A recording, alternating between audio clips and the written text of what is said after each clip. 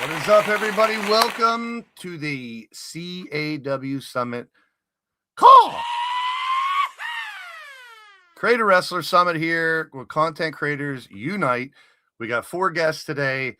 Obviously, I want to give a big shout out to the chat, and we'll get right to it because we got a loaded up audience already, and that's what I like to see. Monstar, thank you so much for sharing it out.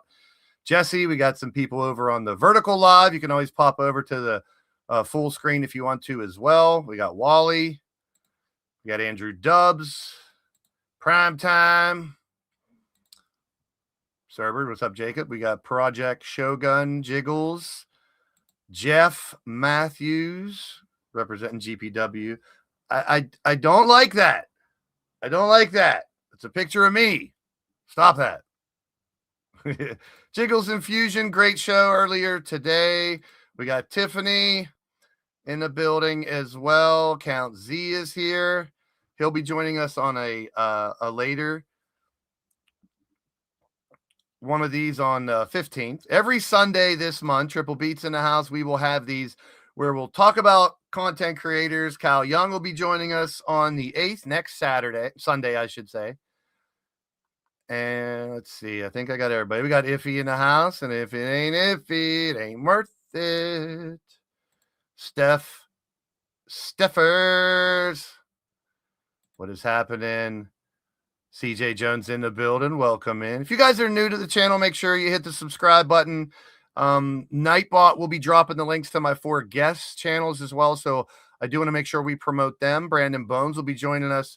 Great show earlier today from MVWF.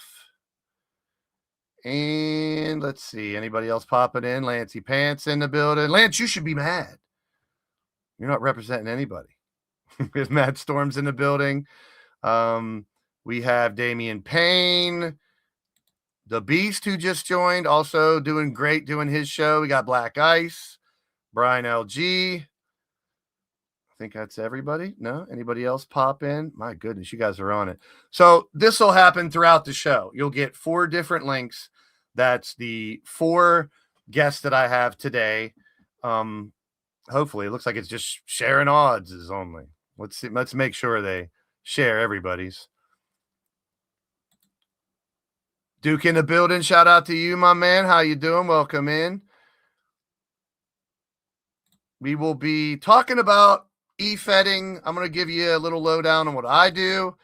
Try not to waffle and waste too much time, but I normally do.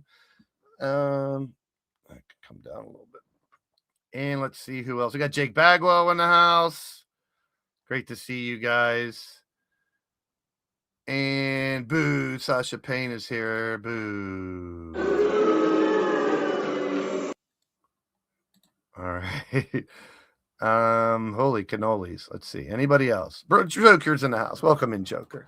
All right. So last year we did this and we had 4 or 5 shows. We talked about a bunch of different people's companies. I have a bunch of paperwork I'm going to try to blaze through, pun intended, and just cover what we're going to do today, what we're going to talk about. Real quick, if you missed my announcement the other day, I made an announcement, talked a lot more about the gathering and the summit and things I was going to mention today, so I'm going to try not to take too long on those things. But we've created our own LTD Mandela effect, my little 2100 storyline didn't really work. So we're back in the year 2026, as you see right here. And it makes everything a little more even. Long story short, which I will keep it short, tried to put us in the future so people wouldn't say, I'm on this show, I'm on that show over here. And, I love promotion, which is, if you look here, all these shows I love to promote. But it became kind of confusing. Like, do you want someone coming into your show talking about how many matches they won on a different show and this and that? And it can be kind of confusing. So I tried to put us in the year 2100. It ended up being a little more confusing than I thought it would be. So let me make sure I got these turned on. Riley, Twitch, GPW. Let's make sure that those links, and if the links aren't showing up in the chat, I can always, there we go. There's Twitches. So they will. Okay. All the different links. There's 4 different links that'll show up. check out their channels, subscribe if you haven't already. I know a lot of you people have, but so we're in 2026 now in LTD and everywhere else. So everything that happened still happened. Let me repeat that. Everything that happened still happened. The aliens and the moon and, blowing up half the planet, all those stories still happen.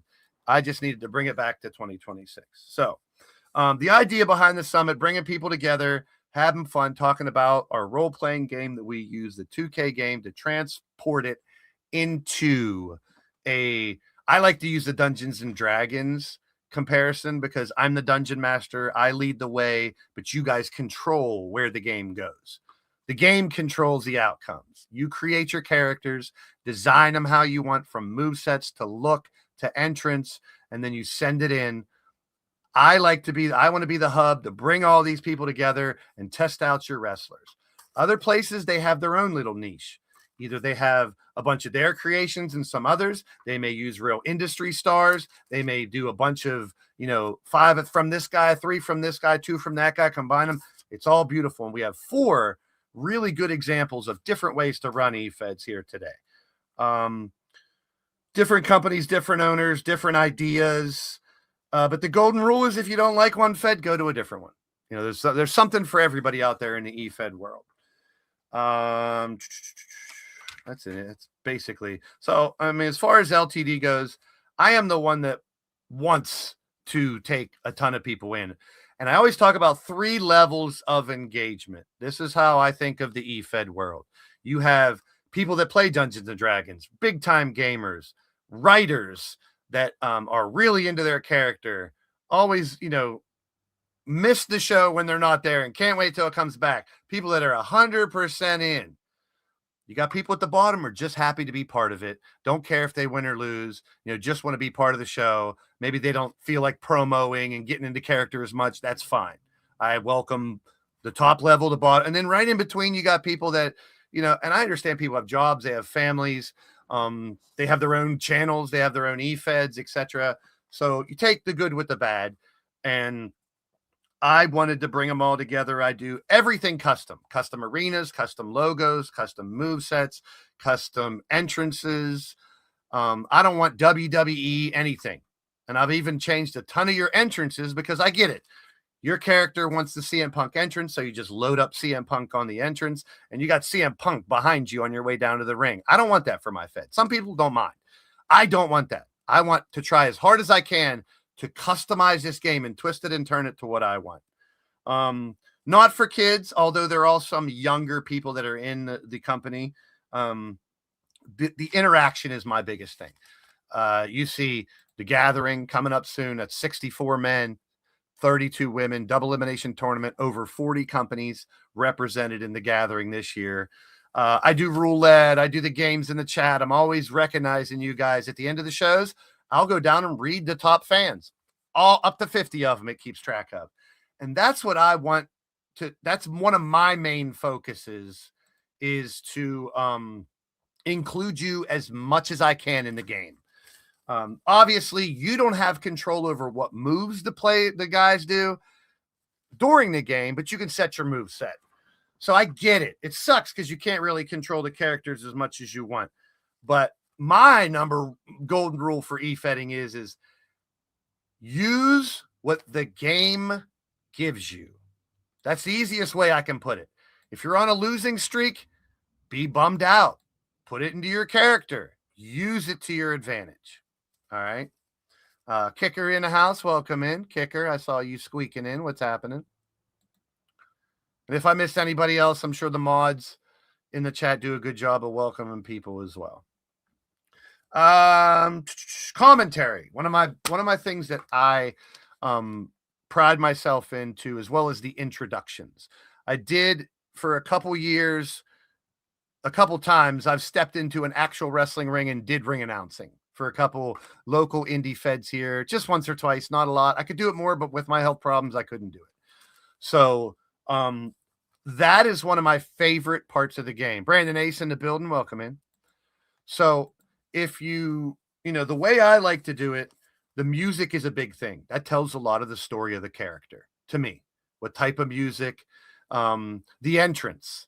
Me and Chance Harper, when I first came over here, because I came over about the same time when we were in WU together, we used to sit down and try to piece together all these custom entrances to make it match the music and the character. I don't do that as much, but what I try to do is the announcements. So I use the reverb on my sound card, which is definitely a big plus. This is the sound card that I use, $35. If you want the link, I've sent it to some people. Very easy to use. It plugs into your PlayStation 5. It plugs into an accompanying device like a cell phone or a PC for music and other stuff on the side.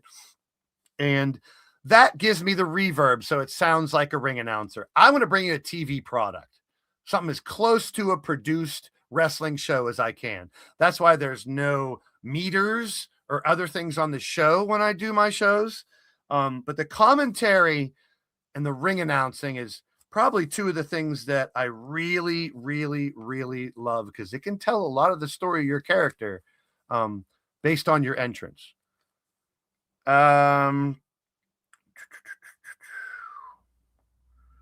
We talked about that. We talked about entrances. The timing, like a lot of times I get used to a theme song where when the banner comes up with your name, I want to be announcing you.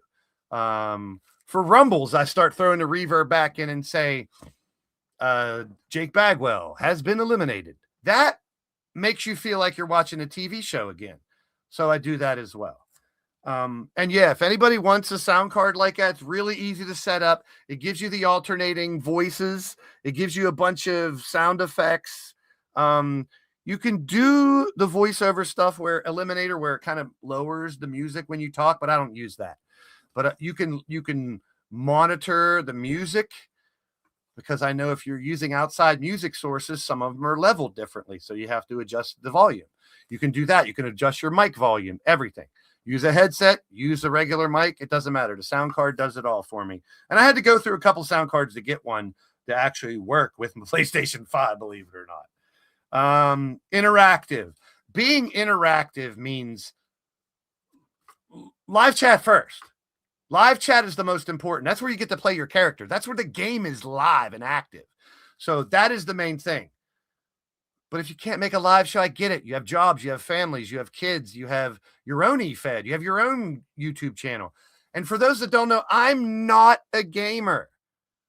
I play NBA 2K and some, I like pinball games and stuff, basic stuff, shooting games, racing games. I am not an adventure gamer. My brother was that. He's the one that would win Mario in one try and win Metroid in one man and all that stuff. He was amazing at that stuff. But I wasn't one that played Legend of Zelda and went through, but a lot of you guys are. I want gamers here. Those are the ones that understand. YouTubers understand. People like Grinder Gang, Chance Harper, they understand. So bringing people like that into your company, they're going to understand a little more. But I also want those who don't understand.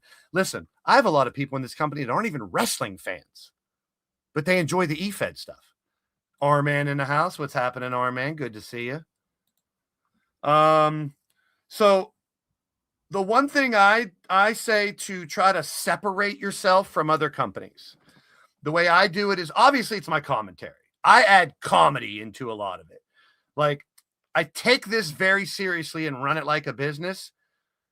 I don't ask for money, but if you can donate, that's fine. I don't ask for subscribers, but if you like it, you subscribe. The chat normally goes off on its own. I love it. But you have to, my advice, and this is one of the questions I'll be asking the other content creators, separate yourself. Find your own niche. Do something that separates your company from other ones. Some people run women-only feds or highlight reel feds or storyline-based feds. I love them all. And we got good examples of that here tonight. Some people just started. Some people are doing it for decades. So some of the things that separate me, I wanted people to have as much information as I can give them, because I would go into eFeds and be like, I don't know who the champions are. I don't know what the match card is. I don't know when my fight is. So naturally, you're going to get people coming to chat. When's my fight? Who do I fight next? Who's the world champion? Who's got the briefcase? when, and you're going to get that a lot. So my Wix website is one way to kind of alleviate that. So let me see if I can just real quick share. It's a very basic website. And what I do with this website, you have what is LTD. If you got any question about it, this article, this paragraph, I wrote 20 some years ago, and it still stands true on what the company is and what it's based off of. The Great Hall members are listed here. Those who have made it to the Great Hall that we honor. We got the roster, and you can click on a roster member and you'll get their digital wrestling card. These digital wrestling cards are something that I want to also kind of separate. Other people do the cards too, but you got all the information on each character. You got everything you need to find out if you're doing a promo against someone. We have our championship history here, so you can find out. And I need to update some of this maybe, but your stable war champs, your world title history. It's a pain in the ass to update this, but it gives you guys what you need to know about what's going on. And I don't get a million questions in my chat. The homepage is pretty much simple. Champions, match cards, the roster, the magazine cover, the latest monthly events that we're going through, all the tag teams, all the Great Hall members. But that's just something I wanted to show to give you everything you need to play the game. Like, you can't play Dungeons and Dragons without your character information and some dice, right? So I want to give you the tools to make it easier. Chad's in the house. Welcome in. Yeah, congratulations on your niece too. I saw that on another stream as well. So I do the website. I have a merchandise store. Let's take a second to check it out. TeePublic is what I use. And I do this. I don't do this for money. I do the TeePublic store because people wanted their own merchandise. So now you can go onto my TeePublic store. You can get Cougar, Steffers, The Wolf's Den, Sunshine Marigold, LTD labeled stuff, Miss Jiggles, Cowboys from Hell, The Blaze Radio, Gift of Gab. You can get your own digital wrestling card, front and back on a t-shirt. And at the bottom, you got mugs and shorts. Oh, I didn't know they had shorts. Socks and all kinds of crazy stuff. So the TeePublic store was made to give you guys the opportunity to have your logo on gear. Let's face it, merch is coming. I don't know if I uploaded it yet for Jeff Matthews. But that just gives you another thing. And these aren't things that I wish are exclusive to LTD. If you want to do it, do it. Go out and get your own merchandise page. It's free. Get a Wix website. It's free. I don't pay anything for that. There's limitations on how many things you can upload and stuff. Yeah, I don't even want to put stinky butthole stuff on my... What's up, Miles? Good to see you, man. We got 40 in the chat, man. That's unreal. 42. Make sure you guys... This is why we do it. To bring people together, share love. In the description is all 4 of my guests today's links. Also in the chat. So make sure you check them out. The digital wrestling cards, I was going to do them now, but they'll be out of date by the time I'm done with them when 26 comes out. So later on, late spring, early summer, brand new digital wrestling cards. I'll give you one hint what the design is like. See the background? I use that for the cards a little bit. Custom characters, custom arenas, custom shows, collector cards, interactive chat games like roulette. Those are the things that I like to try to do to separate myself from other competition. And it's not really competition because we're all different. We're in this together. But it is. We all want as many viewers as we can get for our show. That's why I do the raids. That's why I share people's links. Daniel Barry, welcome in, my friend. There are some rules to LTD, but I don't have a lot. I don't want religion or politics in anything. Sure, anything can be kind of conversed into a religious or political thing, but we don't want anything that divides. You don't need that in your promos. We don't need that in our storylines. Other places, they might use that stuff. More power to you. We don't do it. No physical attacks in the live chat. Save that for the fights. When you do, unless you have it like pre-planned. People jump into my DMs and I want a storyline, I'll work with you. The mods are in the chat to help everything out. Don't play too hard. Get into character, but don't let it affect you in real life. I've had people get a hold of me and be like, man, this is stressful. It's triggering my anxiety and my depression. Take a break. Please step out of the Efed game for a while if it's affecting you in real life. This is a getaway. I always call it escapism. I say it doesn't matter who you are, what you are, where you are, or how you are. And that should cover everybody. Differences are beautiful. We embrace them. We bring together and have some fun, right? And loyalty is currency. This shirt is available on the TeePublic store.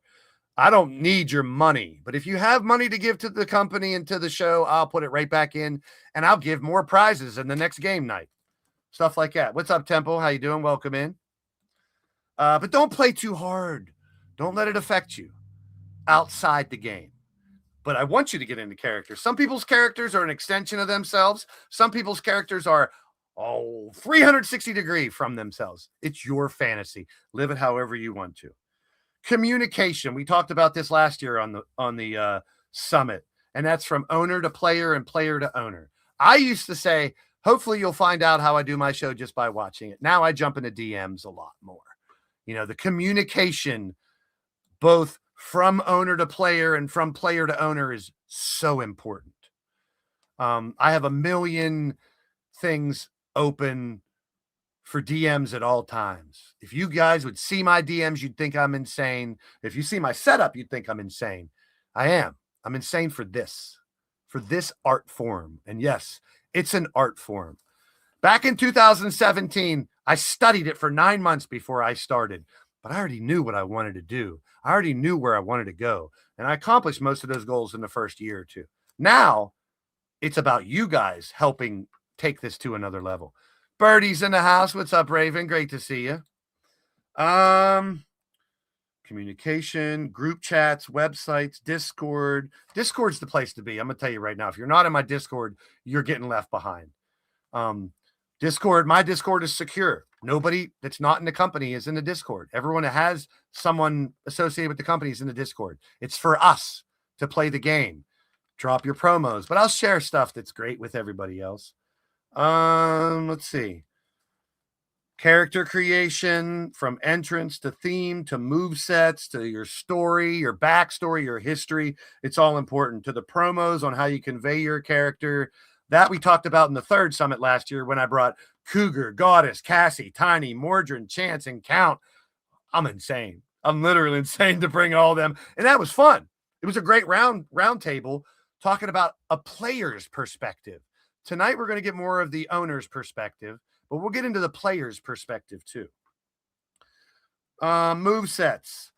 Things like personality traits are very important. Make sure you set them. It affects how your character acts. Your signatures, your finishers. You saw on the digital card, they're on there. Those are important. I want nicknames for them because that helps me. Naming the moves, that's just a pet peeve of mine. I don't want to call your spear a spear. I'd rather call it something different. Even something like Emily, hers is the golden spear. It's just a little different. It adds more individuality to the show. Personal sliders. So making sure the character is fighting the way you want it to. Setting the game sliders and your regular sliders. So that's about it. That's all I have. I did get through it, and we're not even to half an hour. So couple things I wanted to show. This is history of LTD right here, and I love showing this because these are all people that have come and gone in LTD, and also Great Hall members, which are now available. This means a lot to me. These people aren't in the company no more, but they're part of the history. They're how we got to where we are. all these names you see, you may recognize some. There's a bunch that I'd love to have back if they're available. There's a handful I'd never bring back, but I still love them personally. Sometimes within the game, certain personalities don't fit with what the showrunner wants to convey, but we are a game. We are a video game. And the game controls the outcome. Once again, the golden rule, make sure you accept what the game gives you and run with it. Now, this is fun because especially when the slideshow goes up for Ben, because he's done something similar with his roster to kind of show it off. Back in the day, there was a game called Nintendo Pro Wrestling.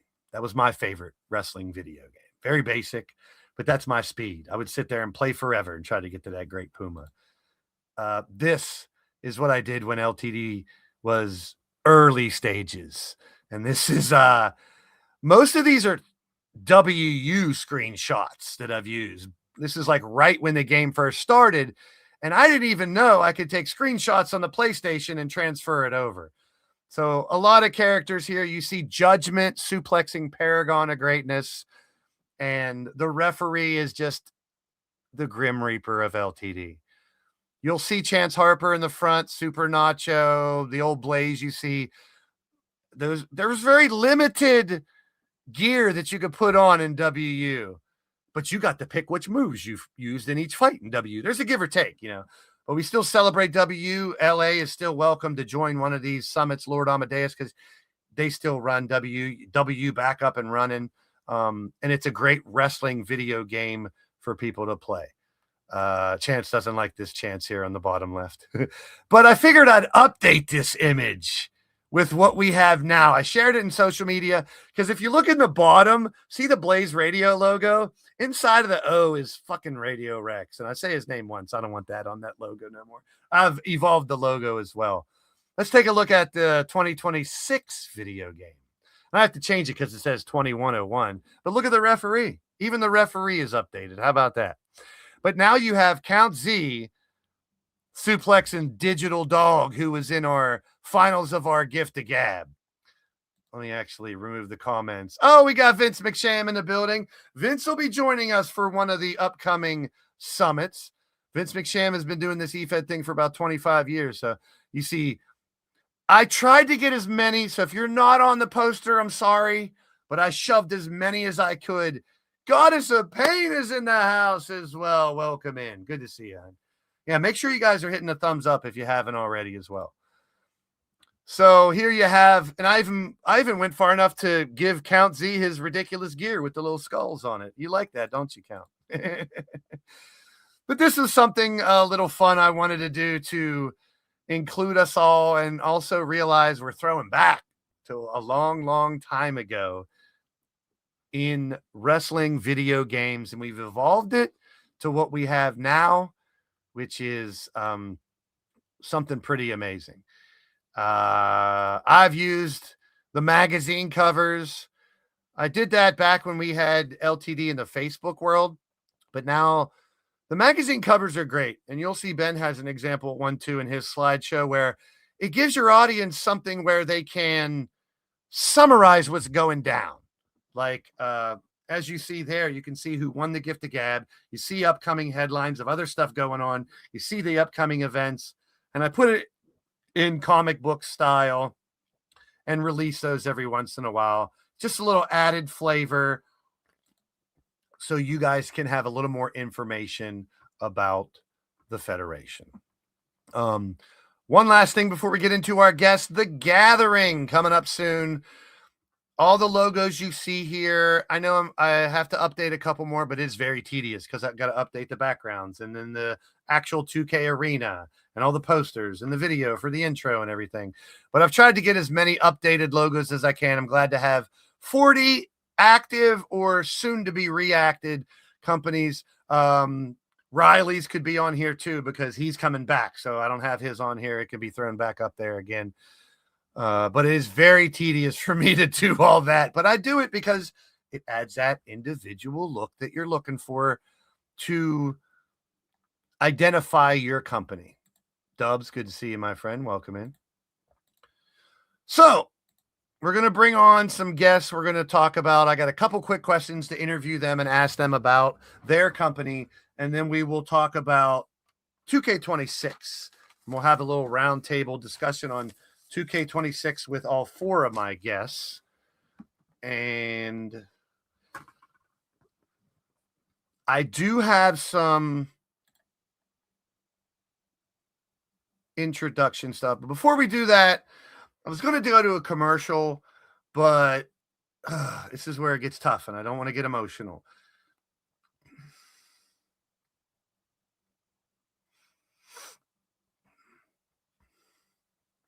We did lose one of our Efed runners recently. Whew, I'm an emotional dude. I always cry when it comes to stuff like this. So I played this once on one of the last Get Blaze show, and I just want to pay respects to one of our fallen heroes, a fellow Efeder, showrunner as well.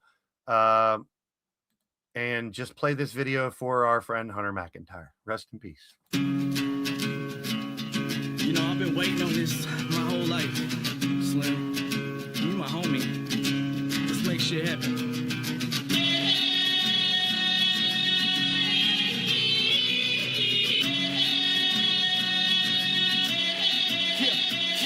This is my time, my grind. Promise I'ma do what's right. Open eyes, see the sign. Now I give it all I got. This is not what you think. This is nowhere near a game to me. It's the air that I breathe in my wildest dreams. Seems out of reach and a little far from my grasp. Times past used to fall on my ass. Every time, heavy grind, getting mine till I reach the finish line. Never die. Tell you why I stay prepared like my life's on the line. And I'm fixing to crash and burn. I'm taking turns for the worst. Learn what was really worth. Putting first, never hurt people that you love. And if you can't do that, then you should give the game up. Straight up. This is my life. Give it everything I got. Live right out of sight. Shining in the limelight. Bright minds think alike. That's how we from the team. Now it seems that we be ready for the real thing.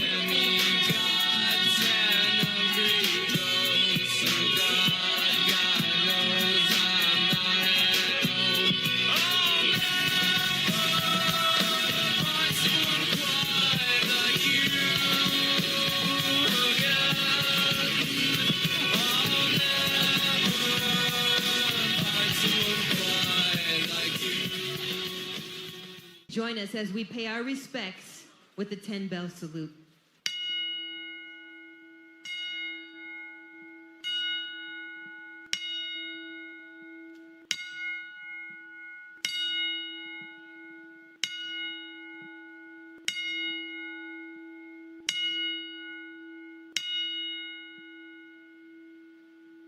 Thank you.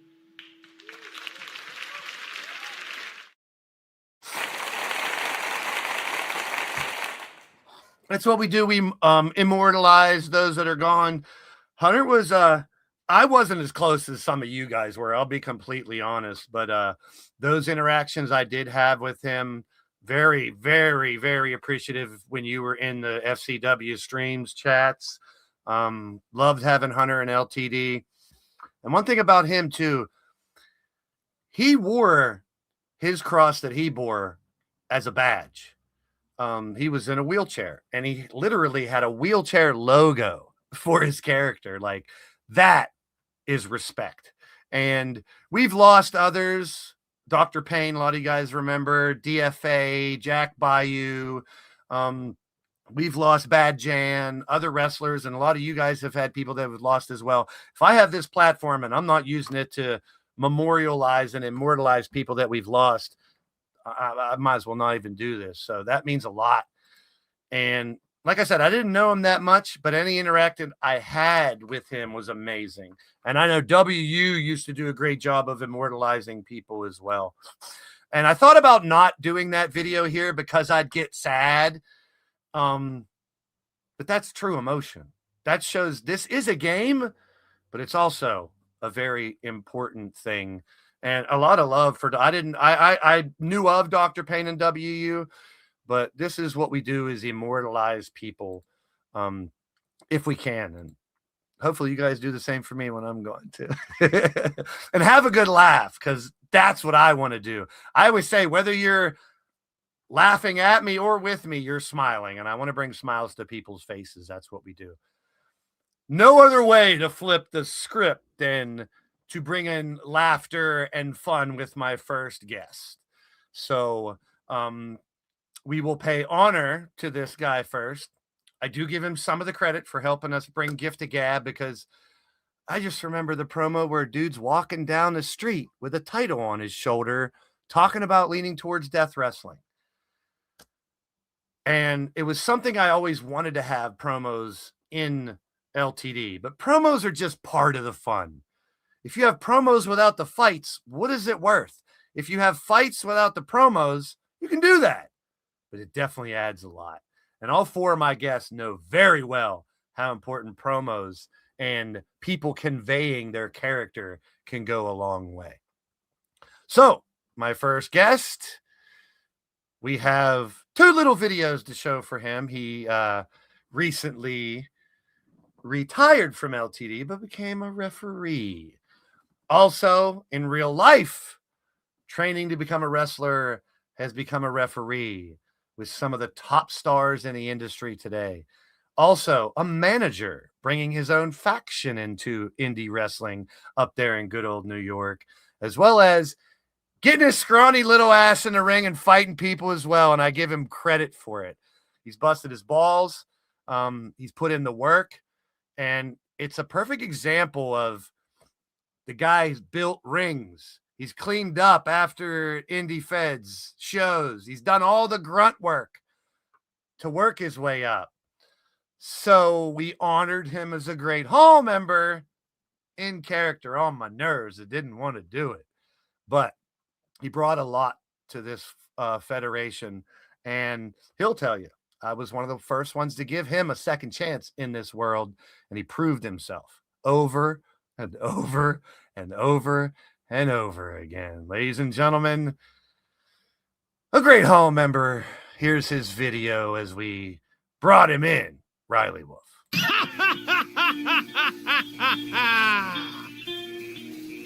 The man of 1,000 faces.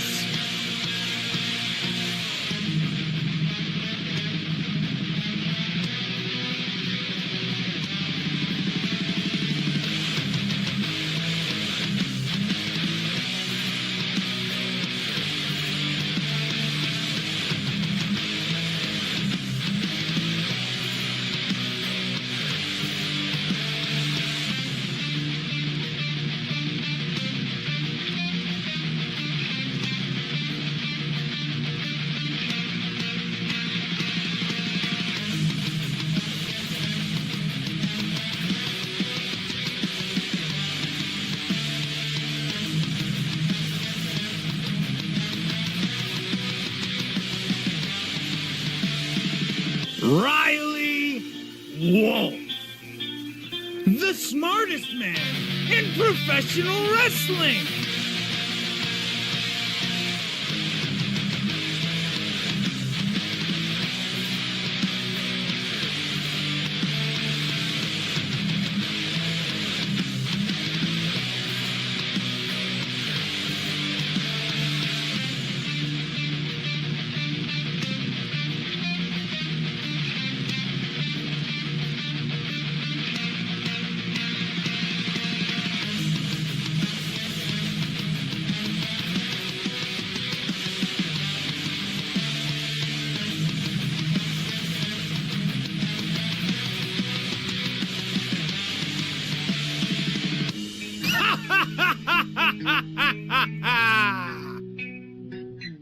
The man of 1,000 faces.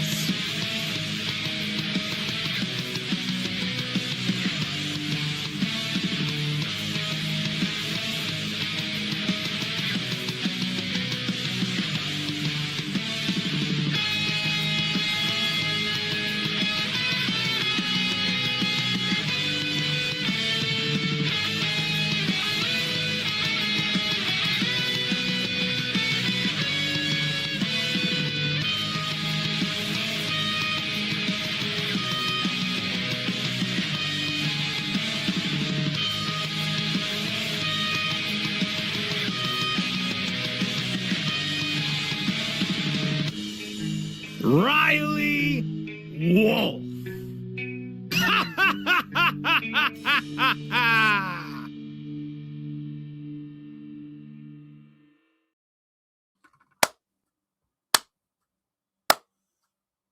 Congratulations. Good job. Good job. Oh man, the the Hawaiian pizza war games was great.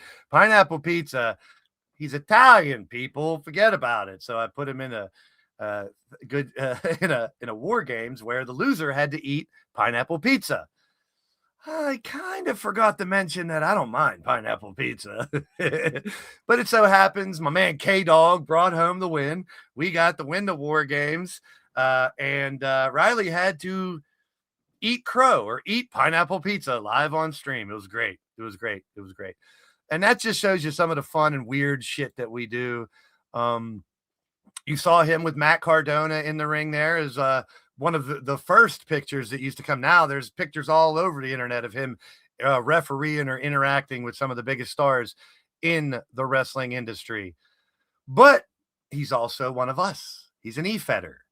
He's a player. And then he also had Dudleyville wrestling, and then he turned it into something really interesting.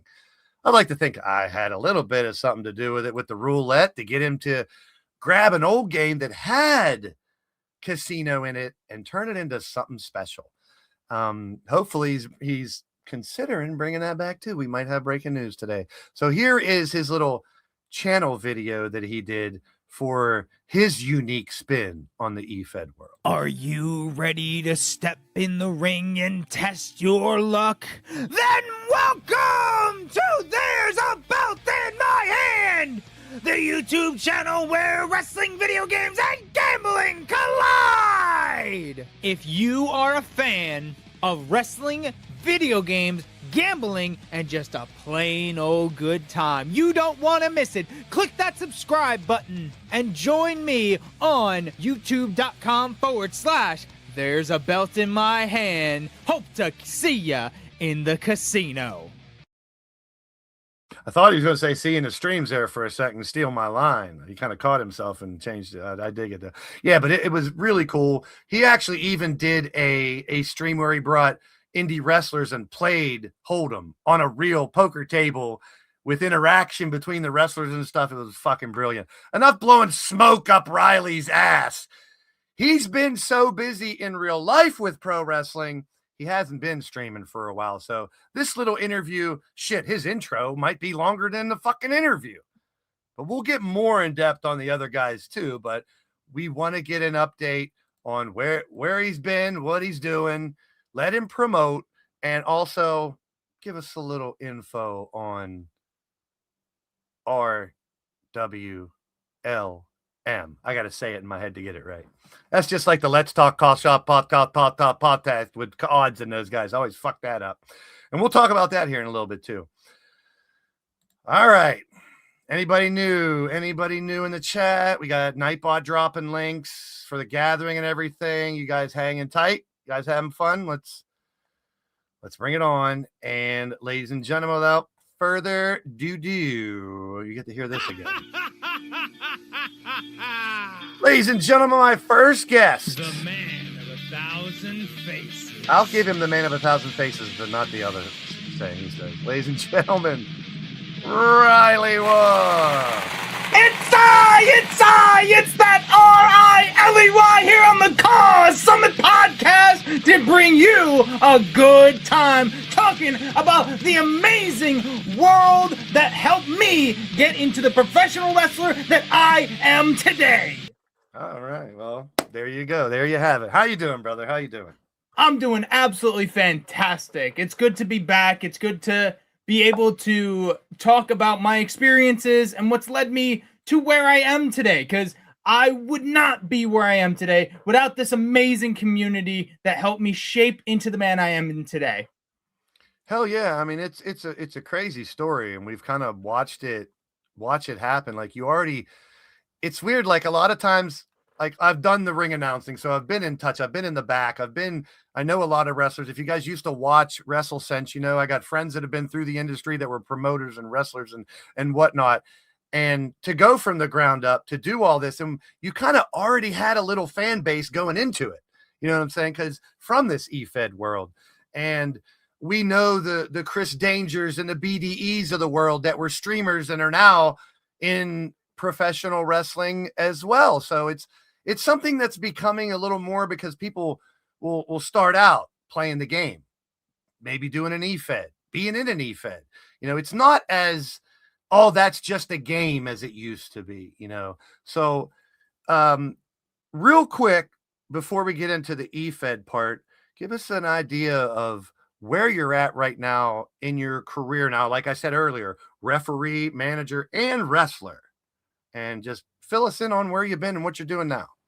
So 2026 is a very big year for me personally. I'm going to be putting all of my effort into my wrestling and my managing. So for the foreseeable future, I will not be refereeing. I've done almost everything there is to do as a professional wrestling referee that I, as a 6-foot scrawny dude, could be doing. Because let me cut you off because let me cut you off because this man got to do "What's Up" with Bubba Ray, Bully Ray, or whatever, and that was classic. Can you tell us a little bit about that?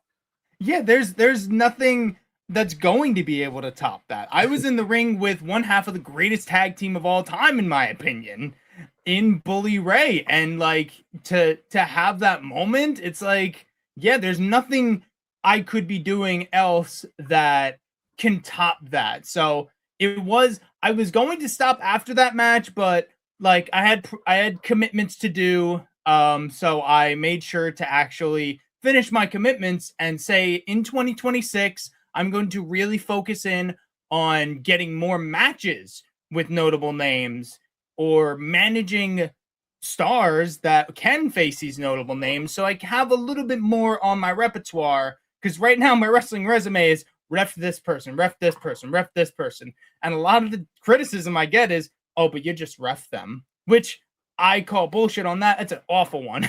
That was in the slideshow. Oh, yeah. Lance. But yeah, you got a lot of support from us. You're probably gaining some new fans now that'll also follow you on social media and stuff, and to find out what the hell's going on, because it's a great story, and we're behind you 100%. As far as the e-fetting stuff goes, I remember when I first watched a little bit of Dudleyville here and there, and that just goes to show you the guy did an e-fed based off of Dudleyville, and he ends up in the ring with Bully Ray doing a spot, which has to be, that's got to really be something special. And then you get to know people, you get to know how it works behind the scenes, like I said, and everything else. But and we will continue to get updates. Actually, there is a poster here that we can talk about a little bit. I don't know if you want to tell us a little bit more about this.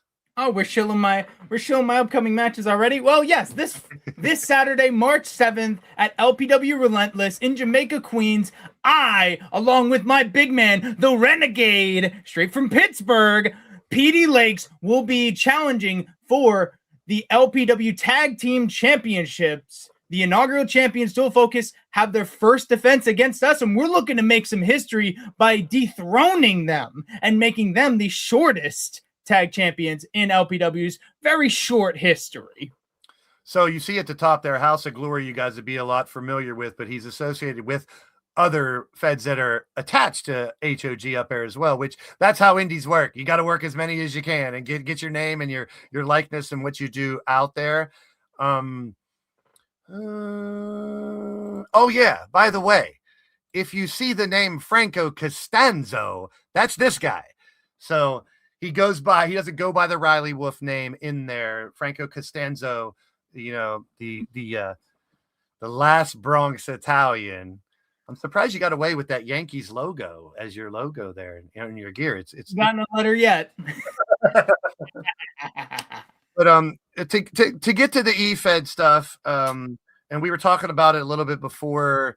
I'll steal a little bit of your thunder. That content could be coming back from your channel soon, so you can now's your time to elaborate on that. And we know the Dudleyville was pretty much a regular eFed. Then you did the mix of casino style and the wrestling, and using old games and new games and such. Tell us a little bit about what you're planning on coming back with. So yeah, I went from the mindset Dudleyville. I was already in the industry when I started Dudleyville, and I tried to run it like a professional wrestling promoter. I was very upfront with my talent and was very hands-on with it. But with Regional Wrestling Legends Monthly, which I named after a short Somebody series I helped you did on name the that channel. too. Someone helped you name that. I can't remember who did it. Oh my God, stealing credit for everything too, Blaze. Hey, I gave you shitloads of credit on your pre-promo. Yeah, I'll give you your flowers. I don't already give you flowers a lot of the time, true. Blaze. Yeah, it was a spin-off of the content I was doing to promote my CAW retirement when I wanted to focus a lot more on professional wrestling and realized that staying as a CAW wrestler might take away from a lot of the content I was trying to make as a pro wrestler. And if you do follow my social medias, mainly Instagram, if you're trying to follow a lot of my wrestling journey, is Last Bronx Italia, I think, or it's Italian, either Italia or Italian, whatever fits in the naming conventions. But if you look at my Instagram, there's content galore, and there's professionally looking content that I wouldn't have gotten to without being here. But nevertheless, I took a step back, but also I wanted to give back to the community. So I started this, and I had the idea of like, what can I do to make myself different? And I thought, let's do some casino stuff. Like Blaze said, I loved his wrestling roulette stuff. And I was like, what can I do to kind of do that? Especially because the Riley character has retired and went to open up a casino to make more money. So I turned that into its own series that would help the monthly shows. So your progress on the monthly shows would turn into success, or the weekly casino shows would turn into success on the monthly shows. But as for content coming back, there might be another switch up. I've done stuff as a wrestling promoter. I've done stuff as a content creator. I'm always looking to evolve. In my opinion, evolution is a mandatory in every industry, whether it is professional wrestling, whether it is this community, whether it is just in everyday life. You have to evolve in order to continue on and to stay relevant. So new content might be coming soon, and it might be a complete difference from what we were doing just this time last year. So once again, and I'm just using myself as a very small example, knowing from the WrestleSense podcast and the three guys I did, a lot of other local Pittsburgh indie guys would follow us and I'd follow them. So for those that, just elaborate a little bit on what he said, to be a pro wrestler in real life nowadays, you got to keep putting out content. You got to put out promos. You got to promote yourself. You got to be your own promoter for a while. So like that says a lot, and I've seen, Riley promoting what, he's reffing over here. He's over here doing this, or he's promoting other people that he's, involved with. And it's a lot of work to get your name out there in social media. And now to be a content creator, once again, looking to bring us something a little different, which I like. And from the things I said earlier too, definitely the evolution is a huge thing.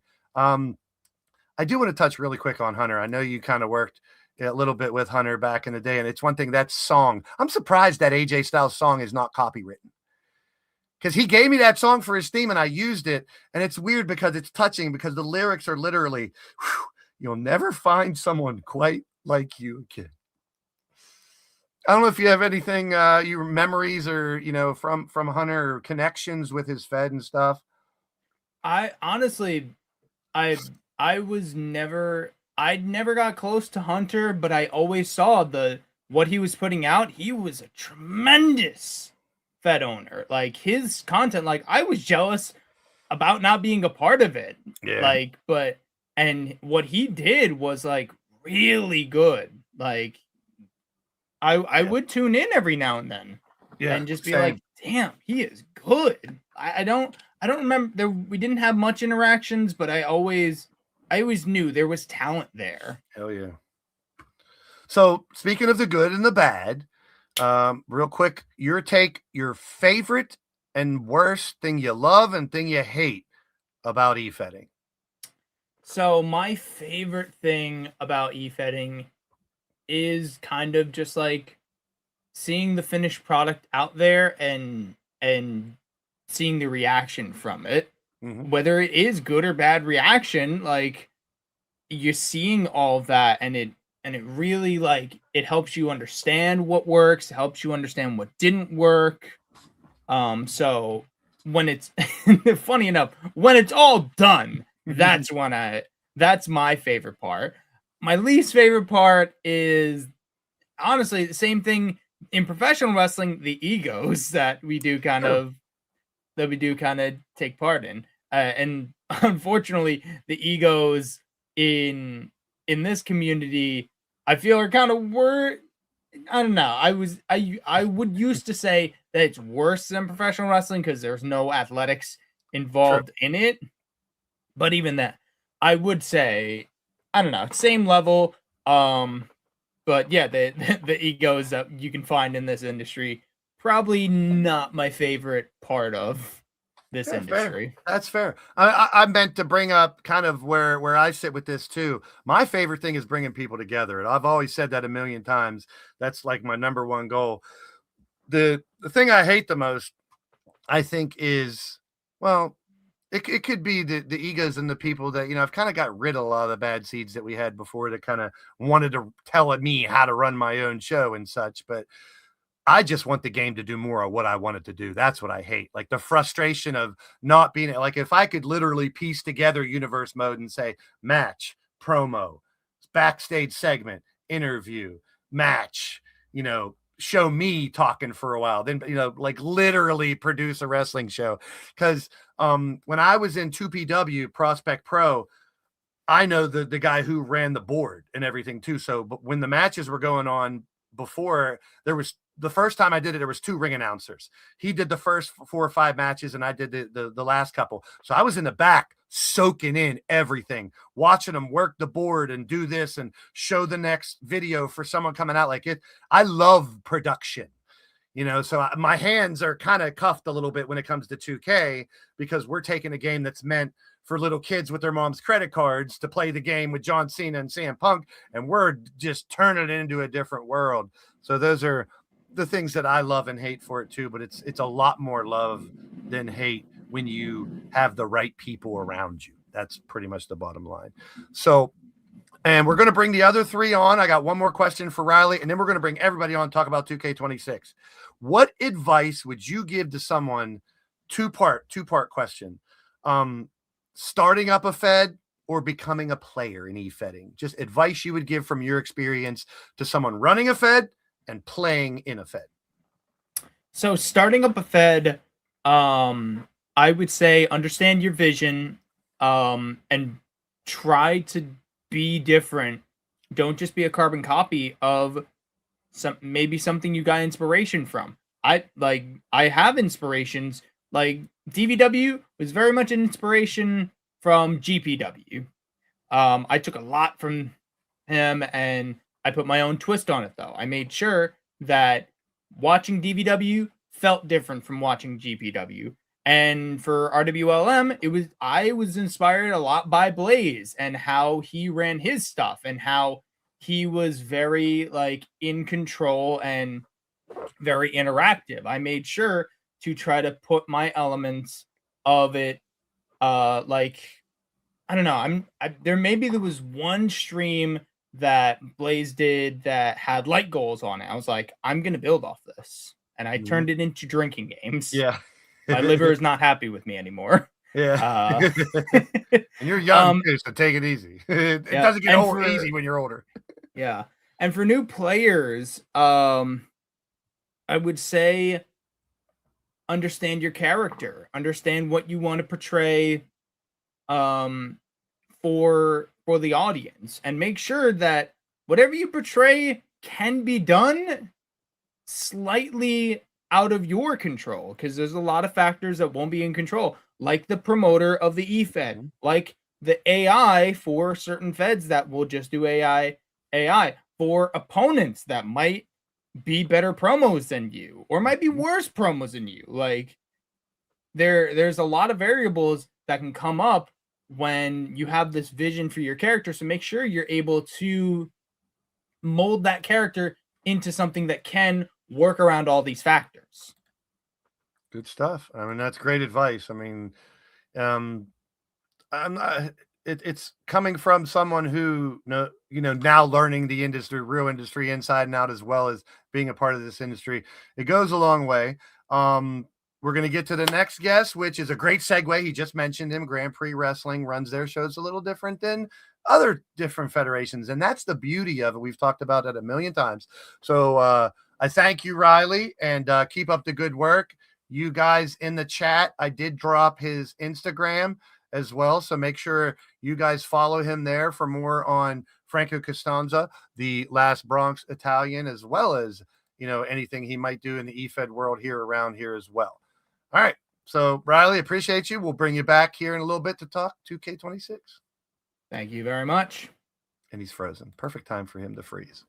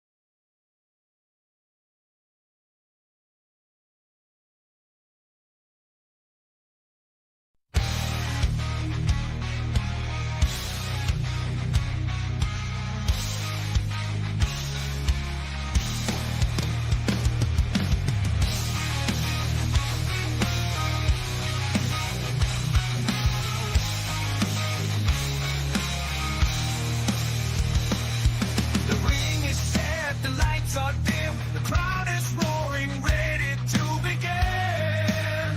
Two superstars stand facing their fate. One will walk out, the other won't escape. Leading towards death, wrestling, a fight for survival, no time for resting. Every move could be their last. In this game, death comes fast.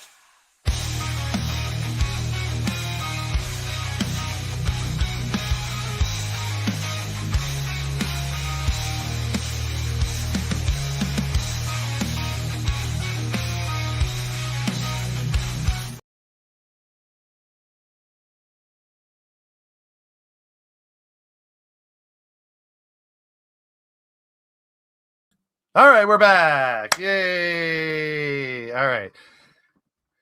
Hey, got to make work with you got. We're back, everybody. Hopefully, I see some people left. Hey, you guys give up on me. Come on back. All right. Let me make sure you guys are back. Fixed it. All right. We hear you. There's Jeff. There's Triple B. Everybody back. All right. So my next guest runs their show a little differently. And I always tell people, when you go into someone's show, don't overreact to your first impression. Give it a little watch for a while first. So, Grand Prix Wrestling, I've been a fan of for a while. Sunshine Marigold, my daughter fights there. A lot of you guys in LTD have either been in Grand Prix or in Grand Prix now. But I give you a fair warning.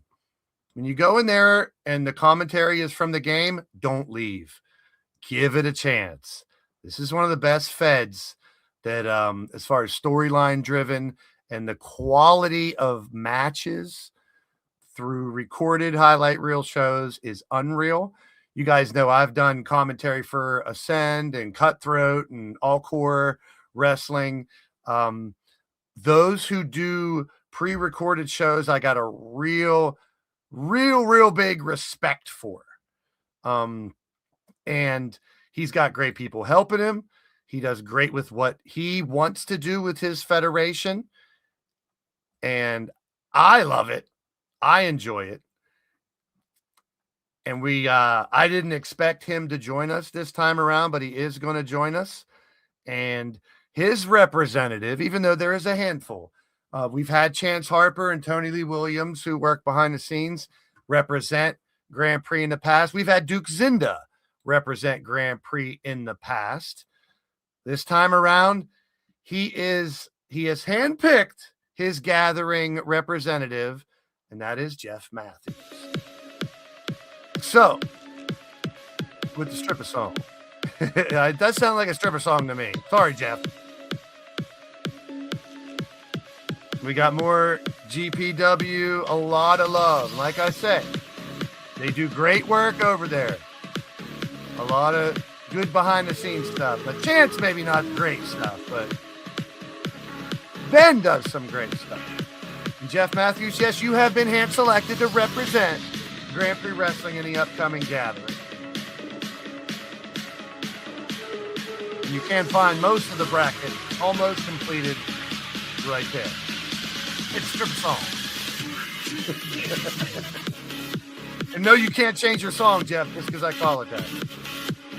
Yeah, and GPW make you go outside of your comfort zone. Little different rules over there, little different way of running. So I am pleased to announce that I do have the man behind Grand Prix Wrestling itself, the one and only Ben, to join me here today. Yo. Good to see you, man. Thanks for joining. I really appreciate it. It's no problem. I loved last year's Call Summit. That was like, I have to do one when he comes back around next year. So I'm happy to be here. And I'm glad you are. And that's kind of last year. I wanted to kind of, for those that don't know, Blaze McCoy used to have a fisherman's gimmick, and I like to kind of throw out that lore and try to reel people in. And that's what we tried to do with last year's summit, is just, dip the pen a little bit into the ink and see what we get out of it. And I'm glad that it had that reaction for some people to want to be a part of this a little more and to share how you run your federation, because I think it's unique. And I think it's something special that you got going on over there. Now, do you want to do the slideshow first or the questions? That's up to you. We can start with the slideshow. All right. So let's take a look a little bit. This is Grand Prix Wrestling. And if you guys aren't already, make sure you go over and subscribe. This is the hey, Tiny's in the house. Mrs. U Takers here. Grand Prix Wrestling. Make sure you check it out. Subscribe. The link is in the description, and it is also in the chat for you guys to click on it and check it out. Like I said, I have Sunshine over there. I enjoy it, and you got to have a little more patience. You got to watch it because there's storytelling involved. There's a lot of feuds and stories that are driven through and carried on through the characters and conveyed in what I think is super tedious, but very respectful for those who put the shows together, pre-produce them, and put it out. I'm a live guy. I want to go live because I know if I get into video editing, I'll never do anything else, and that's all I'll have to do. But Grand Prix Wrestling, I don't know, Ben, if you want to talk a little bit about your roster and what we got going on here on the first slide. Well, this first slide is from what I considered like in most wrestling feds, even in real life, like everybody has like that golden era for them. One that was like everything was just hitting on all cylinders. And this picture, especially, we were hitting something that was just truly, in my opinion, great. Um, from from the matches, from the characters, from everything. It was just firing on all cylinders. I mean, at this point, I'd say this was about like 2018 into 2019. Mhm. Um, this was when I was basically just like WWE. I was doing 3 shows a week with a pay-per-view at the end of each month. And I did that probably straight for 2 years. And it was hell, but it was a lot of fun doing so. First thing I want to say is shout out to Big Puma Gaming, CM Puma. I say it every single time. If it wasn't for him, there would be no GPW at all. He was somebody I followed on YouTube, and he started his own little fed, and I hopped in with Duke Zinda, and the rest is history from there. How many do you have on your roster currently? Currently, I would say just individual cause. I would say we're basically at 100 Okay. total. And you have them And- split between Formula One and Outlaw, right?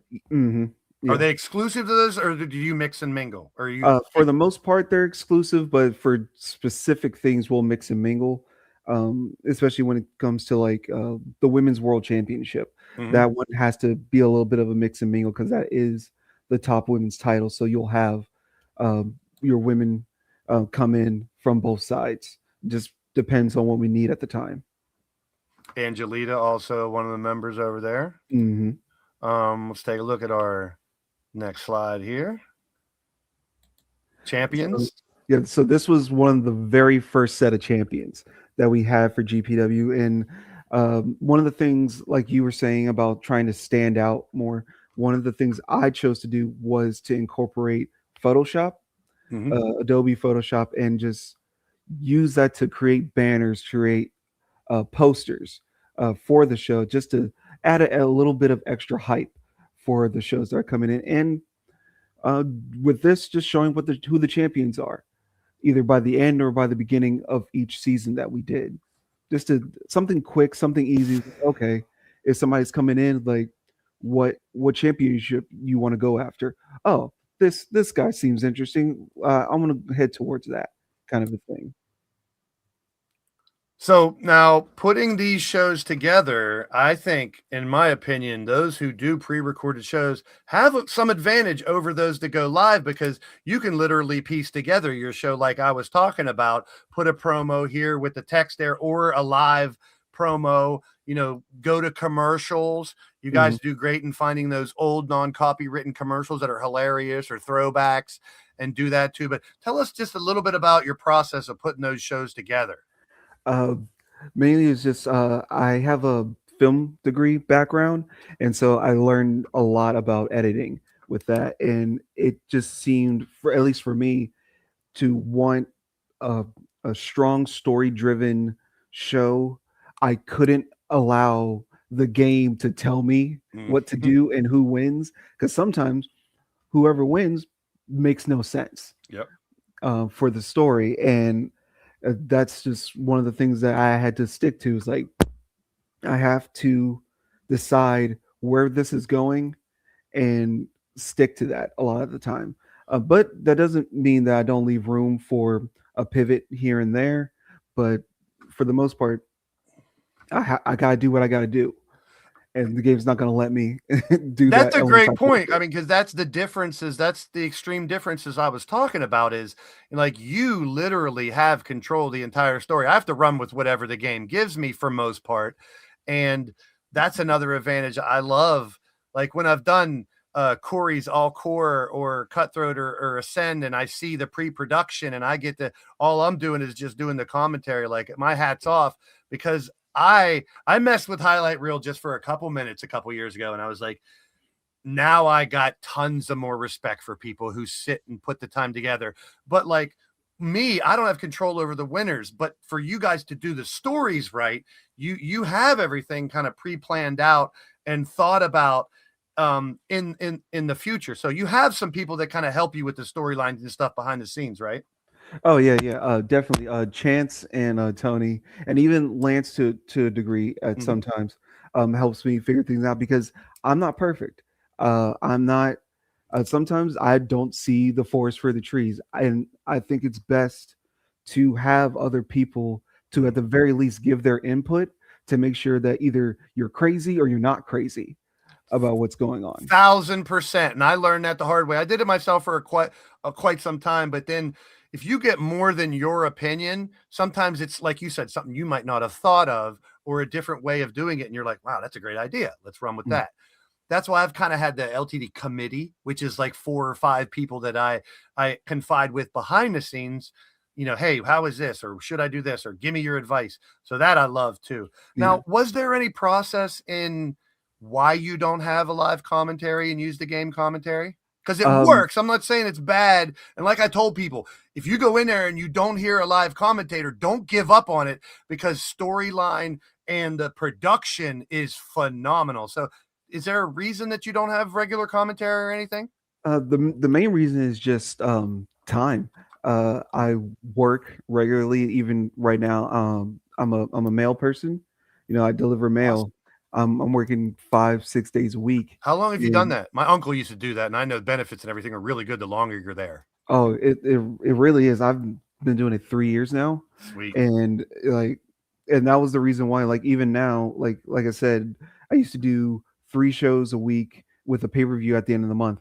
I had to cut that back hard because I'm burnout. Just burnout is a real thing. It's happened to me twice, and it's just like I had to pull back on this kind of stuff. And one of those things was live commentary. I used to do the live commentary usually exclusively for the pay per views. People who know GBW know my signature and for everything and anything that happened. That's And good. like I loved it, I enjoyed it, but it was time consuming, and that's the only reason why I had to stop. That's fine. The only reason I continue to bring it up is because I know a lot of people out there that they'll say, if I go to an Efed and it's the game commentary, I'm out of there. I don't want anything to do with it. And I'm like, don't do that. This is the exception to the rule. A lot of their places, they do that, but the way you do it, it works 1,000%. Like a lot of people think you lose quality if you don't do that. I disagree. I mean, because of watching how you convey it, I can still get totally into it. And the chat and the story is what's big too. Like in between the matches, you Mhm. have a picture and you have the text for the promo there, and you're telling more of the story. So it's like it's phenomenal, and I really respect everything that you do and how you get it to show. Yeah. And I don't want to give Even credit to Chance and Tony, but I will. Yeah, but I mean, even more recently, with our current storyline with MVP, money, vanity, and power, I switched things up by having Duke Zinda's little brother, Todd, who used to be head of production, Mhm. and he's now the assistant general manager, and he does commentary through the live chat. And it was like a shock to people because all of a sudden the GPW wrestling account is now being very mean, being very angry to different Mm. people on the roster. And like, well, that's Todd. Todd is doing the talking now. It used to be Will Bryce, who was a kind-hearted general manager, but Dylan Travis destroyed him. And now we're stuck with Todd and Chance running everything. So now you have a commentator who's gonna be a little bit meaner, who's gonna laugh when someone he doesn't like has lost, and he's going to enjoy every second of it. And there's one thing I've talked about before, which I've tried to do and you do the same thing with GPW, is build a heritage, build a history that you can kind of bring back or refer to in the future. And you've done that over the last few years. I've watched it develop. Duke Zinda is one of my favorite characters. I've said that a million times. And his money theme is one of my favorite songs because I'm dropping money in a chat like crazy whenever he comes out because it's a catchy tune. It Mhm. tells some of the story, and just the way you convey it. And I always wondered what the MVP storyline is very intriguing too, how you're doing that. And yes, Chance will give you some credit. And So there's always the funny thing of speaking of the money thing, I changed it up. I think it was because me and Riley came up with this was the because you're stuck with what you have with the video game, mhm, but I wanted the dollar bills coming down whenever Duke came out.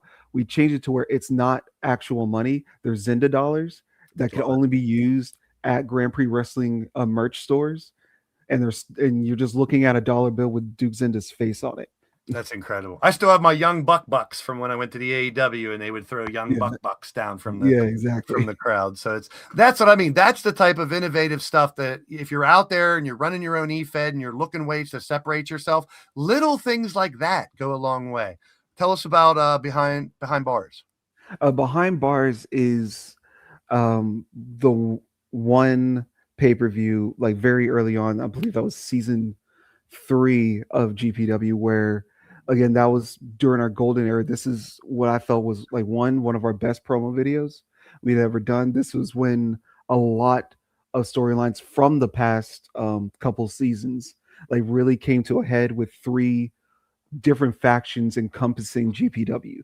You had everybody behind the heel general manager at the time, Mason Prescott. You had those who were directly against him, and then you had a faction in the middle with BK, and they just wanted all the titles. And so it was just like everything was at a fever pitch. Everything was going to change um, after that show, and everything did. Good stuff. I like it. I dig it. I dig it. All right, what we got next? Tell us about this. And the power couple, the top 2, Duke and Diane Zinda, my Triple H and Stephanie, my Miz and Maurice of GPW. Like GPW doesn't work without them, especially the later seasons. The almost anything that happens in GPW, they've touched it in some way, shape, or form. They've made Cody Hagen's life a living hell. They've they've been bad guys, they've been good guys. Duke has gone through such a transformation since I first created him. He used to go as a JBL Jr. and just copying off of John Bradshaw Layfield. And because of Puma and one of the feds I was in, Badger State Wrestling, we turned that into an actual character flaw of his. He was sick and tired of following underneath JBL because that's what he thought he had to do. And then he decided, no, I'm going to be myself. I'm not going to use someone else's name. It's my name, and you're all going to respect it or deal with the consequences. Love it. Love it. And it's fake. Oh, boy.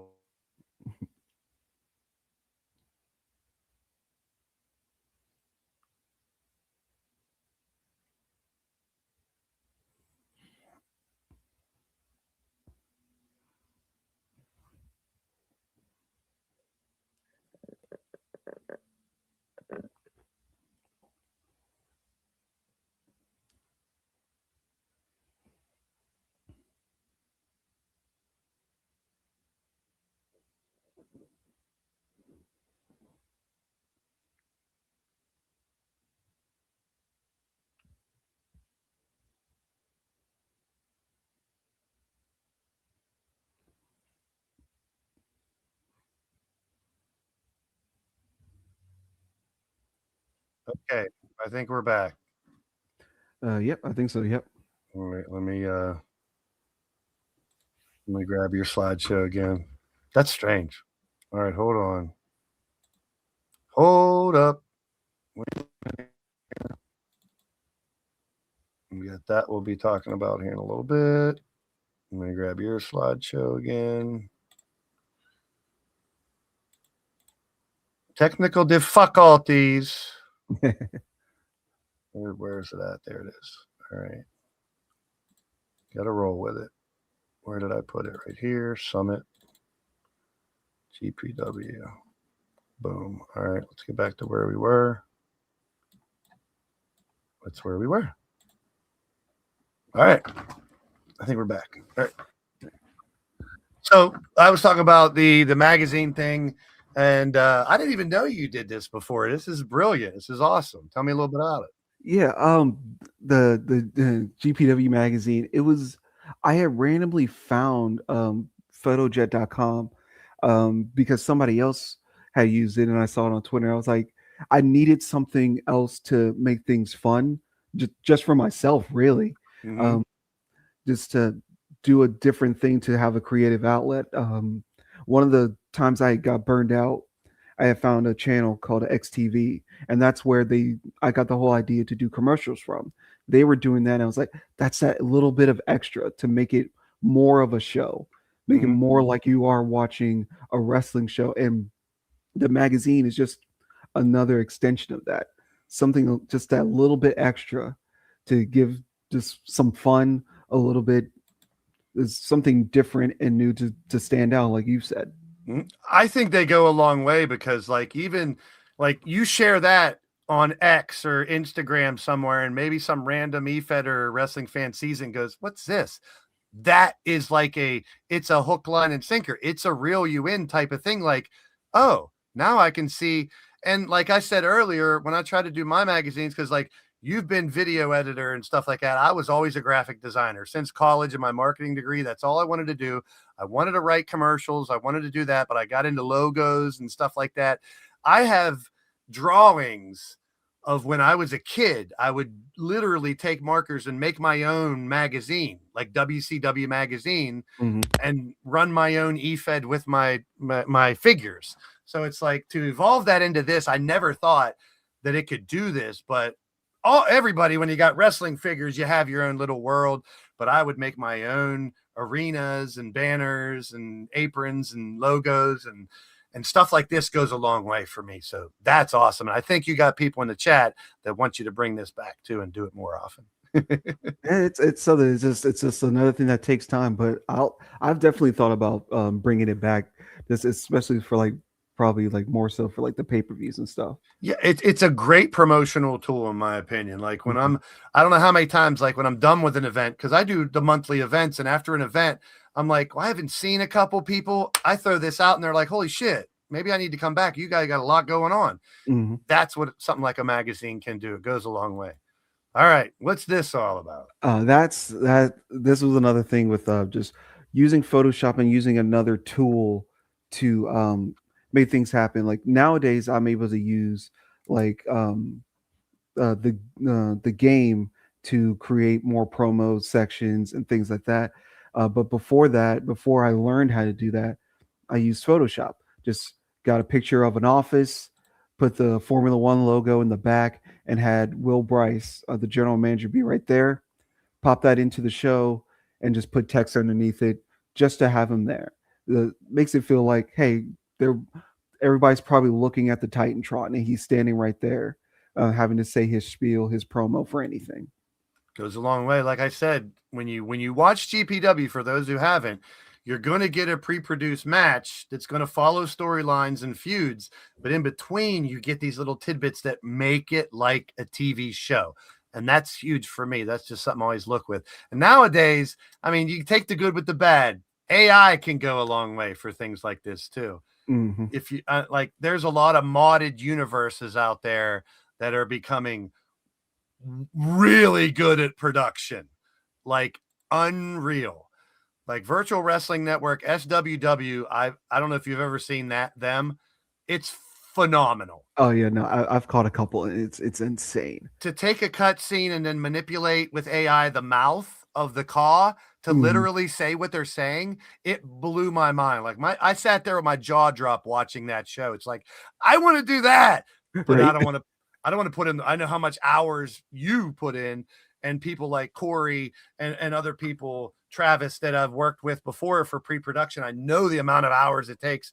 Just imagine how long. That's why you don't see shows like those every week, because it takes a Yeah. while to Mhm. produce them. So yeah, AI anymore too can go a long way.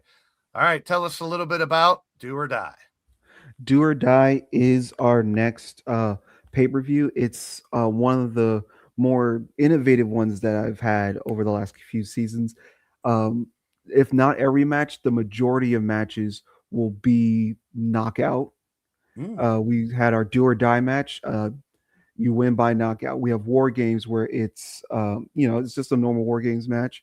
We have the war cage where it's just a steel cage match, but there's no escape, there's no pinfall, there's no submission. You have to knock your opponent out. It's plain and simple. It's the more barbaric of our pay-per-views, and that's our next one coming up.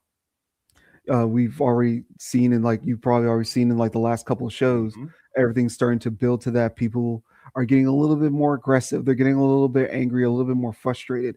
And that's what do or die is about. It's the end all be all for a lot of people to show that they have what it takes or they're going to get knocked out. Love it. Great concept. And we've talked about this since I started my spiel at the beginning. Individualize your company if you can. Try something a little different. And if you're an EFED out there, like Riley alluded to too, like you don't want to be a carbon copy of a different Fed, but if you pick things you like from 4 or 5 or 6 different Feds to kind of mold it to your own, that's exactly why I'm doing this show, to share best practices and hopefully spread the love even more to even more people out there. So now we've talked about the company. We've talked about how you run your show. We've talked that it's, very unique, and compared to what I do, to what Riley does, to what you do, 3 completely different ways to do it, but all phenomenal. Like there's no wrong way to do it. Thank you, Frequency, so much for the donation. You're awesome. I appreciate that. That'll help me clear another tier in 2K26. So, but real quick, I want to know your favorite thing about e-fetting and the thing you hate the most about e-fetting. My favorite thing about e-fetting is seeing all the different characters. Like I'm big on storytelling, and having different characters means like everything to me when it comes to storytelling. It's just seeing how people use either their backgrounds or just their fantasies to mold their wrestler into what it is. And that's one of the very first things I ask whenever anybody joins GPW is, who are you? What is your character? Tell me about them, because that's going to help me tell any kind of story that I want to tell. It's going to be great. Very much like you said with D&D. Big D&D fan myself. And it's just, I need to know. Tell me what's going to make your character tick, and the sky's the limit on what I can do. One of the things I hate is really just like, sometimes people gotta just understand how hard it is to do this. I know where you're going with it. It's not easy. It's not easy, and they have to understand like it's gonna take time, and like be patient. You gotta be patient with your Fed owners, truly, because it's happened. I've kicked and screamed at people because they have a complaint, and it's like, well, what can I do to fix it? And then when the complaint becomes like just ridiculous, I'm like, what? No. We're not going to have that. And that's what it comes down to. Just be respectful. At the end of the day, a lot of people think a certain way and think that they want things to go their own way. And it's like, well, there's 20 other people that think the same way. We gotta find a compromise in it. That's a great point. Give your owner a little bit of leeway. I mean, I always say those that run their own Feds, most of them kind of understand a little more and give you a little more. But here's the one thing that used to bother me, which people are gotten a lot better with. If you lose a match or two and you take it out on the owner, that's not fair. No. Now, in his world, they pre-plan stories and stuff, but like I have no control over who wins and loses. And if I see someone in a chat really sad because their character keeps losing, that makes me, I'm an emotional dude. That's not my fault, So give a little leeway to your Fed owners. They do a lot to try to give everyone a fair shake, and it's not easy. Everyone's not going to be pleased all the time. Yeah. That's fair. That's very good. So, last but not least, before we send you out, before we bring you back for the 2K26 roundtable at the end, advice that you'd want to give to someone either starting in EFED or starting as a player in EFEDing. starting an EFED, um, I would say set your ground rules ahead of time. Like on the GBW Twitter account, pinned at the very top are my rules. Like whether it's your stats, what we do, what we don't do. I say off top, like I control what happens. I can fix anything. If you're not following the rules, I will fix it. And so it's a part of it. And those are the rules I set. If you have a problem with that, that's how it is. So any Fed owner, just set your ground rules because that's going to help leeway any kind of problems that you have in the future. 100%.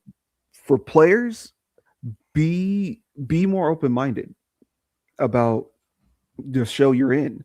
You know, as Kyle had said in the chat, like I got him out of his comfort zone. Mm-hmm. I think I've forced that on just about everybody in my show. Like, what's the extra part to your character? Like, okay, cool, you're a badass. So is 30 other people. What makes you different from them? And those are the things that open your mind to finding that inner part of your character. So just be open minded about what you're doing. It's good stuff.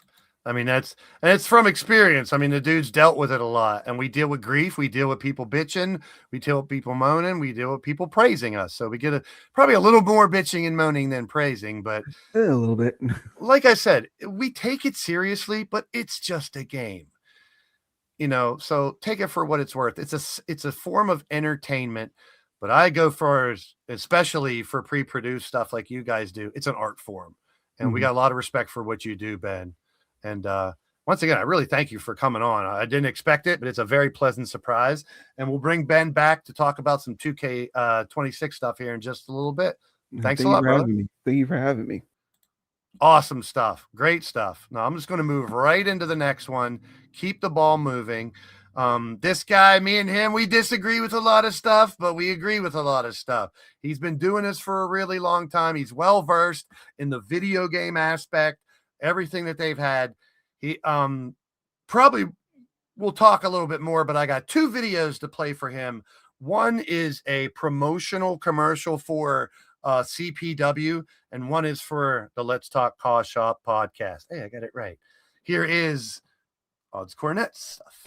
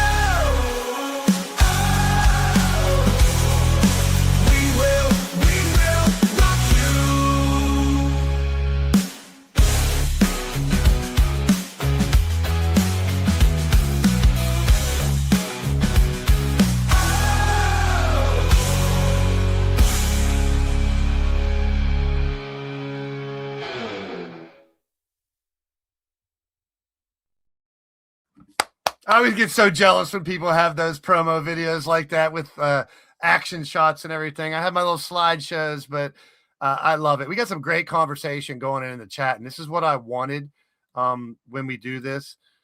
Pushing Cal to be darker than he's ever been has been a successful experiment. Ben on both the CAW spec and the roster spec, 100%. I've always been an open-minded person when I joined a company because I'm willing to go out. Yeah, and Brandon, I'll give you props. You've come a long way from what you were in the beginning of this digital wrestling syndicate stuff. Big shout out to you. Being a private in the Army doesn't make you acknowledge as a captain. Just trust your framework and process. Well said. Well said. Yeah, definitely. Great shit from Ben, man. Ace was somewhat of an asshole. It was. Ben made the character somewhat acknowledge the fact that he's done some things he's not proud of and learned. Yeah, it's all part of the character. Use it for your history. As a character talent to have to be flexible. Very good point.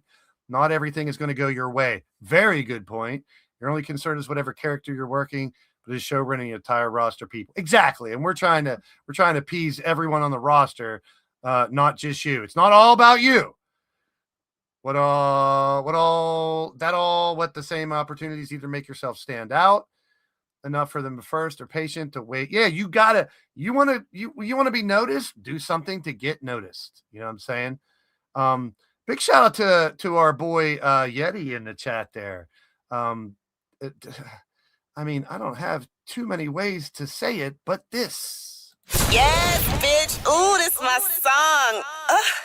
I'm about to do it for the Yeti, bitch. For the You better Yeti. fuck that Oh, God. shit. For the Yeti. Oh God, she gon' buzz it for the Yeti. Oh God, she gon' buzz it for the Yeti. Now do it for the, do it for the, do it for the, do it for the, Yeti, do it for the, Yeti, do it for the, do it for the, Yeti, do it for the, Yeti. She about to buzz it for the Yeti.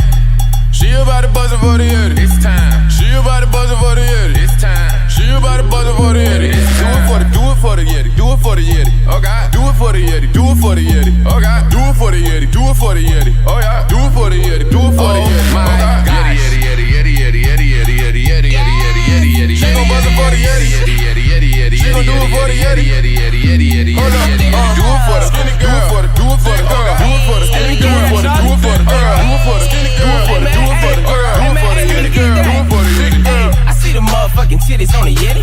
Okay, nipple rings, I don't think they ready. Getting ready with a passion. No waiting, no relaxing, I'm asking. Baby, don't crab like Sebastian. I'm laughing. That ass in the class that she passing. That ass in my class that my ass never had. I'm never macking. They say my dog fresh, make it happen. At a bed, lose the panties, subtract. Trying to fuck.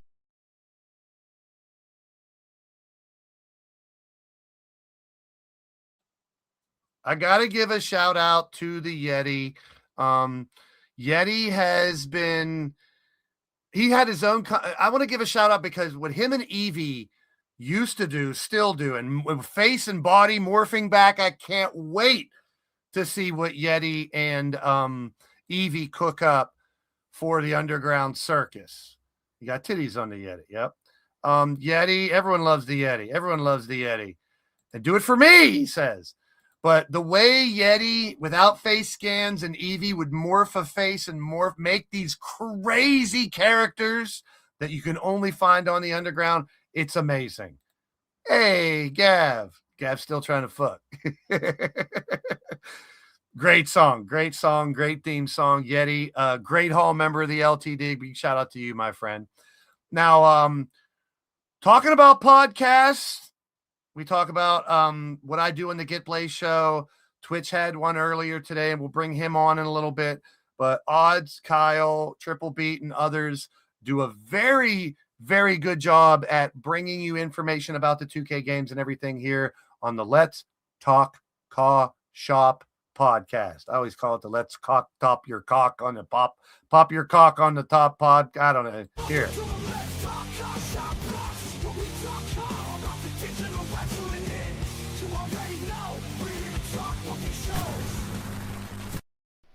We are interrupting your regularly scheduled commercial for me. Hello, everybody. I am your commentator, Rods Cornet, and I'm here to talk to you about something that I am very passionate about, the Let's Talk CAW Shop podcast.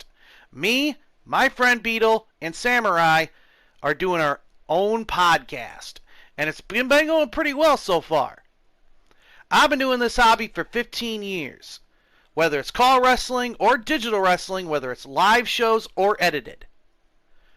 And all three of us have our own experiences with this hobby. So we talk about it all. We talk about every nook and cranny of this hobby, as well as we talk about what we want to see in the future games. So if you want to listen to a cool podcast, why don't you check out on the Triple Beat YouTube channel, the Let's Talk CAW Shop podcast, or check out my channel and look at the playlist. See you then. Peace.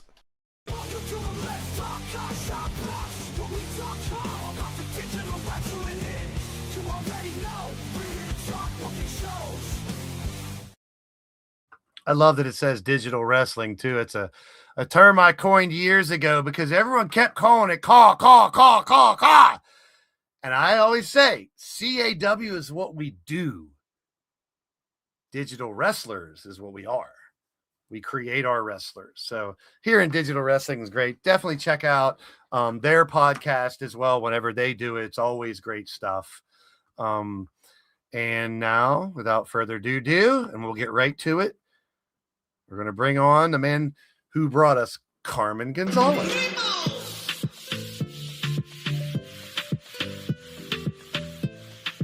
Ladies and germinals, and I'm sure he'll salutations as well. It's the one and only Odds Cornet. Greetings and salutations. What's happening, man? How you doing? Nothing much. So with you, I know me and you could sit here for 3 hours and talk about this stuff. So I'm going to get right to it. Tell us what's going on. Now, correct me if I'm wrong. CPW, you're going on a little bit of a hiatus with the change of the game, right? Yep, starting June and July.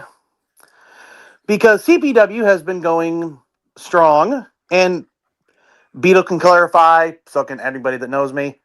When I do something, I don't do anything half-ass. I go at it 110 million%.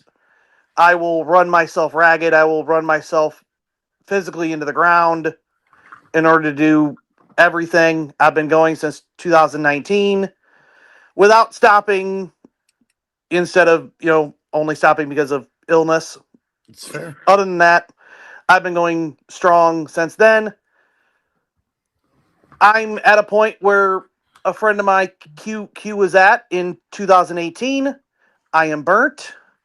So after this season, I am going to take a 7-8 month vacation, 7-8 month break, let me recharge my batteries, come up with newer ideas, and get back on track.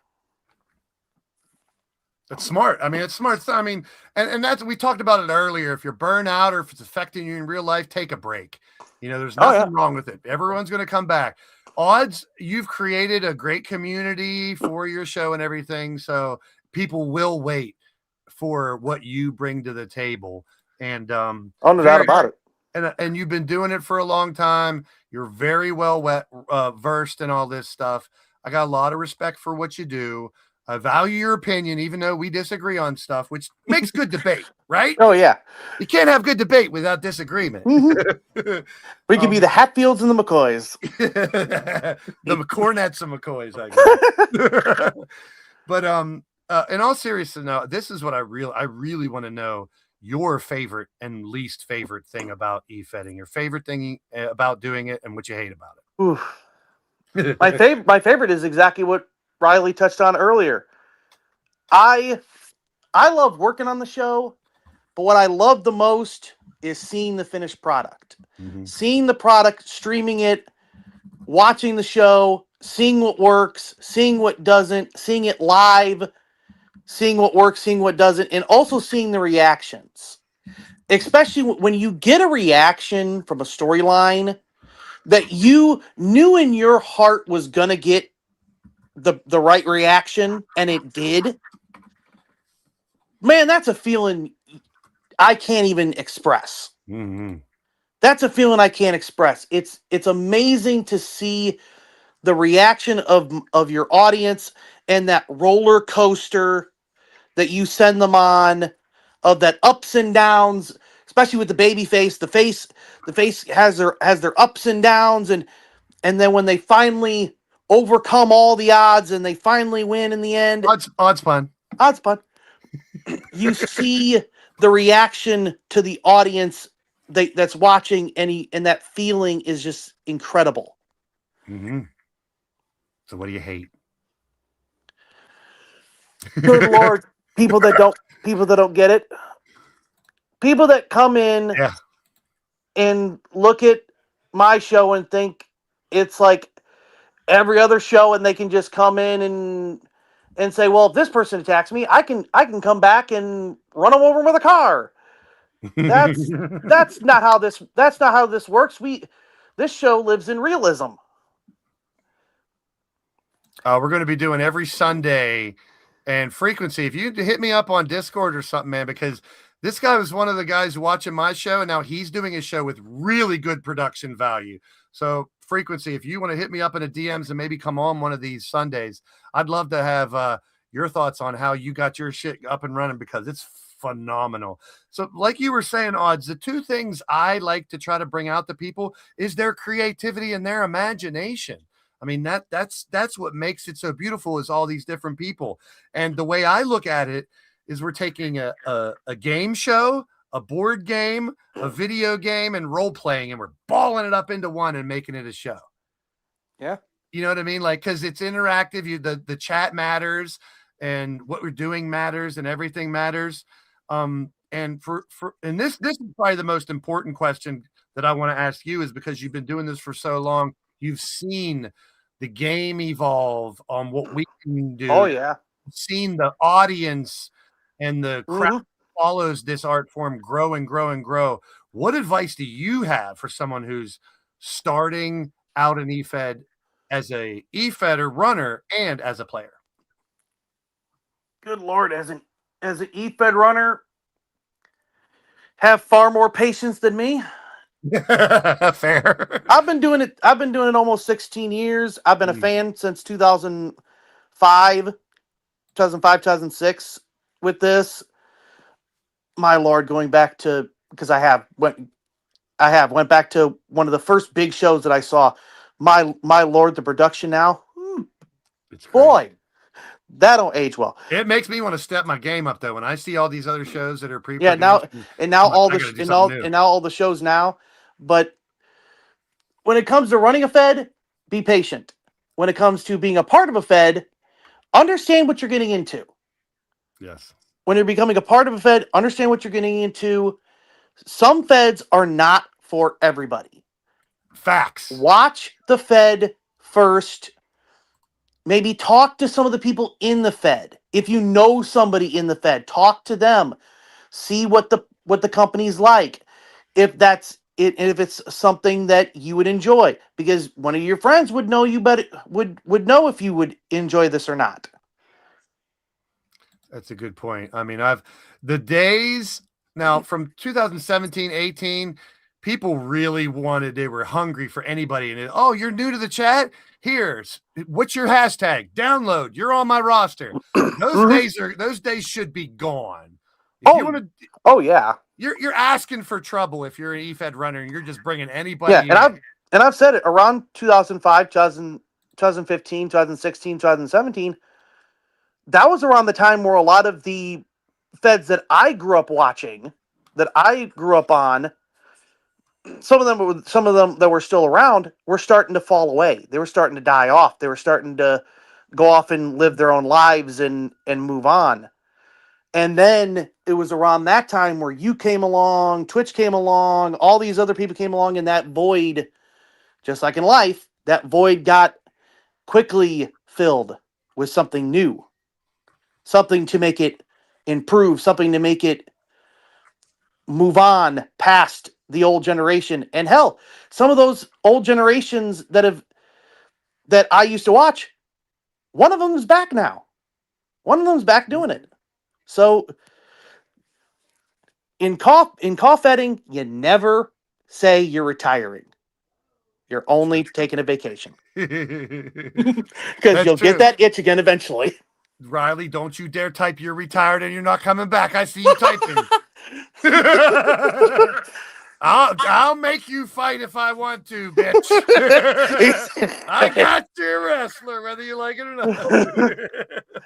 Yeah, see, he was up for it. He was trying. I saw that. But that's fair. And I mean, odds, as much as we are at odds for some things and disagree, that gives people different perspectives.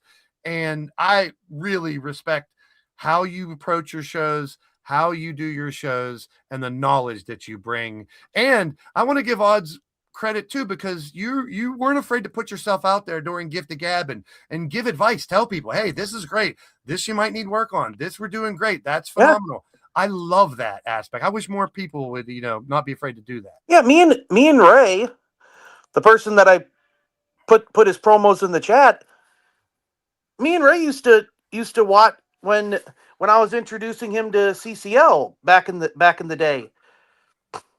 Me and him used to talk about the promos all the time. So reviewing those promos is just natural for me because I always want people to improve and I want to give people something that I never got. Yep. I always asked when I started, hey, what can I improve? Hey, what can I improve on promos? Hey, can you listen to my promo? What can I improve on? And I never got anything. I want to give people the constructive criticism that I never got, that I had to learn by trial by fire, pretty much. In my 16 years doing this, I had to try by fire and learn on the fly. That's how we all get better. I mean, that's I want to give them something that I never got, which is actual constructive criticism.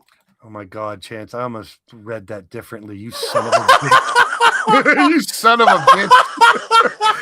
And I first looked over, I was like, "Did he really type that?" I mean, if he did, it would have been hilarious as hell. Yeah, either way, because it's. Yeah, quit giving me credit, Mordrin. Mordrin was always the ultimate bad guy, and I was like, dude, if you want to come back, I want to see you do something I don't know if you can do. Ultimate good guy, and he did. So that's I mean, test your people. Yeah. See what you can do. Odds, we're gonna definitely bring my man Odds back for the 2K26 conversation, which is very important. But make sure you guys go check out Against All Odds. Subscribe. He does great things. He's going to take a hiatus for a while, but I'm telling you, when this guy puts his mind to something, he'll make it happen, and it'll be great. I'm kind of challenging the 7 to 8 months thing. I think you'll be back before that, but that's up to you. I have plenty of other things. I have plenty of other things to do. I have plenty of other things that I'm going to be doing on the channel in the meantime. Yeah, I had to poke the bear a little bit. But I respect that. I think more Efed runners should take a hint from that and say, like, if you're feeling, I mean, Yeti said it in the chat, Chance, other people have said it, every once in a while you get over. I mean, I want to overload as much as I can. When I'm not streaming, you guys know my health is bad. And I'm doing 4 shows a week, plus podcast, plus my NBA podcast. I mean, this is what I do. This is what I love. Is bringing people together. And I'm going to put as much work as I can. I'm glad to have people like you in the community, Odds. Yeah. And you can see it on my channel with the amount of stuff that I've done. Go back to Nuclear Winter. That entire stream, I had a bad voice. It went 8 hours. One of the worst decisions of my life. Yeah. I mean, I've done streams with pneumonia without realizing it, and double pneumonia without realizing it. I go until I can't go no more. Yeah. Mordrin's coming back soon with Sacrifice, which is great. Take a break. There's nothing wrong with that, especially for you guys out there, like I've said a million times, that have full-time jobs, maybe have your own gaming channel or have kids, have a wife, all kinds of stuff. I mean, my hat goes off to people out there who are really grinding, that are working full-time, maybe going to school at the same time, and then also running your family and your channel. I mean, props to everybody out there that puts into work. Go fuck yourself, Sasha Payne. No one wants you here. All right, we'll bring you back for the 2K talk. Definitely. Thanks for being here. All right. My last guest, He had a talk show earlier today talking about 2K26. We'll get into that a little bit too. He'll be our segue into our talk about that. One of my inspirations when I first started doing this said, seeing a guy go absolutely crazy in commentary, showing passion, showing love for it, and also a guy who's not afraid to stick himself on a live stream to tell people about themselves when they're doing dumb shit. He was a man who always wanted to keep this community together whenever people were only here to divide us. I wasn't one that wanted to step forward at first, but when I saw this community getting divided over and over, I took a little more ownership in it and said, you know what?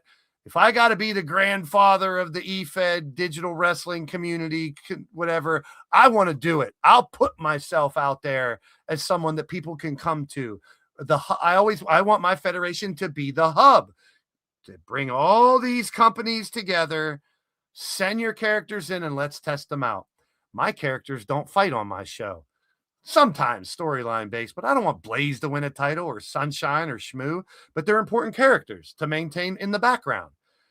This guy takes a women's Efed, throws in anime, throws in his energy, throws in some amazing story and all kinds of stuff to it. So I got a video he sent me that's going to give you a little better idea of what he does, but you have to see it to believe it with this guy.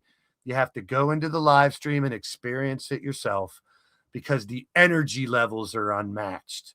You know, the commentary is great. And that's something I think that I pride myself in a little bit more.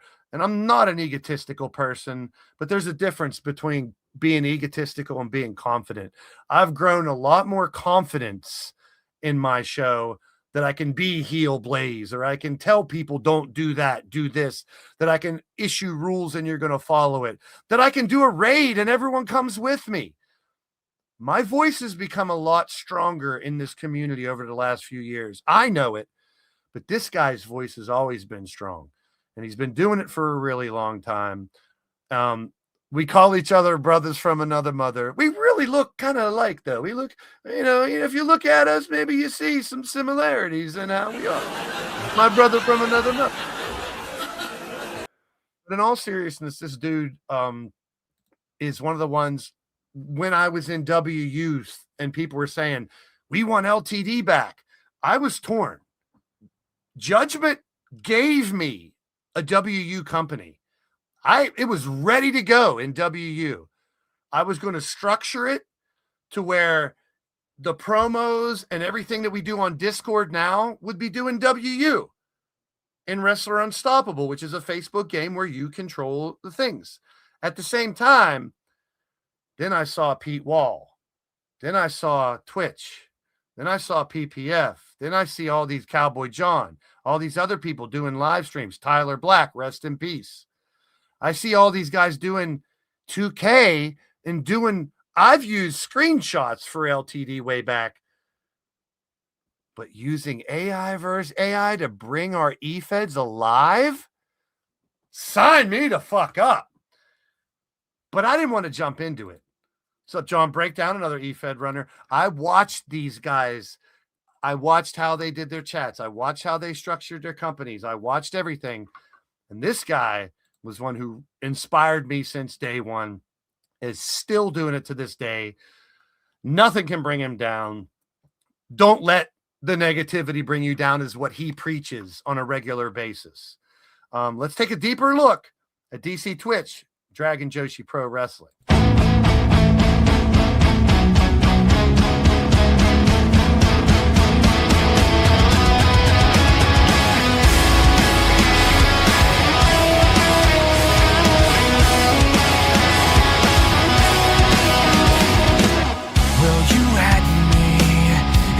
Took me way back down, and you had your chance to make this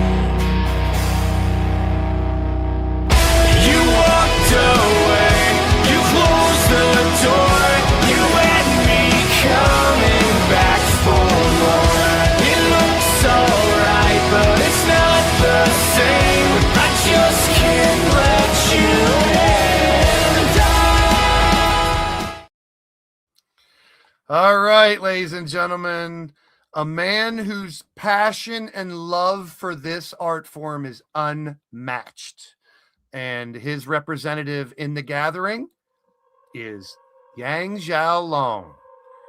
The man uses creations from custom creations to anime creations and transforms it into something special. He's been doing it for a really long time and hope he does it for as long as he possibly can. Let's bring on my brother from another mother, the one and only DC Twitch in the building. What's up, man? Hey, Blaze. Seems like I was just in your chat earlier today talking to you. Yeah. Oh man, how about it? Is this fun or what? Oh yeah, this is, man. I when you invited me last year to do it for the first time, I was like, I was really glad, to have that opportunity, You're the man that's not afraid to be the voice of the Efed community when it needs. When there's drama is a bad word around here, and we don't want it. And when it's come up, this man has called people out, and he's not afraid to put himself out there. I got a lot of respect for you for doing that. More respect for what you do on your show, because you're so creative and you're so innovative and energy, and that's what we're seeing all through the chat. I mean, it's not just me saying it. Yeah. Everybody's saying it. And it's a fact. And tell us a little bit about, now I know you got a big tournament going on right now, so tell us a little bit about what you're doing right now with Dragon Joshi Pro. So currently right now we're doing our annual D1 climax. For anybody that watches New Japan, it's quite similar to how New Japan does their the G1 Climax tournament. So that's kind of where I got that from. Stardom, Stardom, which is also a big inspiration behind my Fed, also has something like that. They also do a similar round robin style tournament. So that's kind of where I got the inspiration for that from. And it's an all female call show, right? Yes, it's all female calls. We do have some male wrestlers but we mainly have them be managers. We may occasionally have the men step in the ring once in a while, but we don't go too overboard with it. No, look, I mean, for people that remember when I started, I was a male only at first, and Susie the Elf had the women and I had the men, and we just sent it to each other. But then the man became too high, and I started realizing half the people in my chat are female. I was like, I gotta accommodate the ladies out there. Yeah. And sure enough, the Battle Queen division took off. But what you've been doing since day one is phenomenal. You've created, like I talked about this with Ben. Creating that heritage, that when you say it's an annual thing, like people look forward to this tournament because you do it every year and you've been doing it every year. When did you start your Efed? I started in 2017. So see, we didn't know each other, but we kind of found this thing around the same time. He started before me, and I started seeing him, and I'm like, man, between what 3 or 4 shows I've saw it, I really want to do this. So this is big. Like what are your favorite things? The thing that really drives you, your favorite thing about being an Efed runner, and what you hate also on the flip side. So I will say this before I get started into that. Good. Honestly, when I first started, I didn't know nobody. I didn't know what I was doing. Mm-hmm. There was a lot of flack.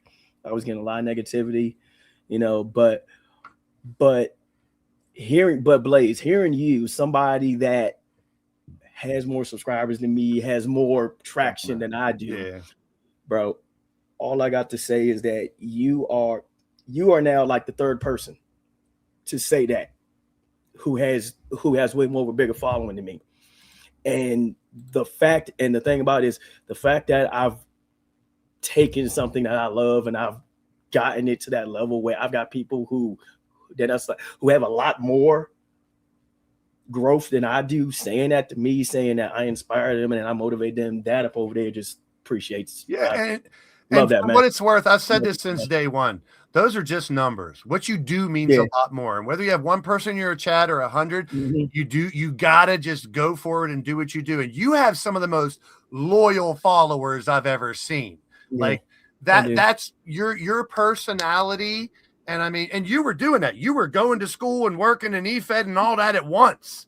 Like you were putting in the work and still finding time for this for quite some time. And props to you for everything you've done outside the game too, because you've brought validity to this art form. You know, it's not just press a button and let the games play. It became an art form because of people like you adding the commentary, adding the story, you know, really getting people engulfed in what you're doing. And I'm not knocking anybody who just plays the game and sits there and maybe doesn't commentate and watches. That's fine. Whatever you want to do it. But the way he does it is phenomenal. So I think I know what you don't like about the industry. It's probably the drama and the bullshit. 100%. 100%. I can't stand like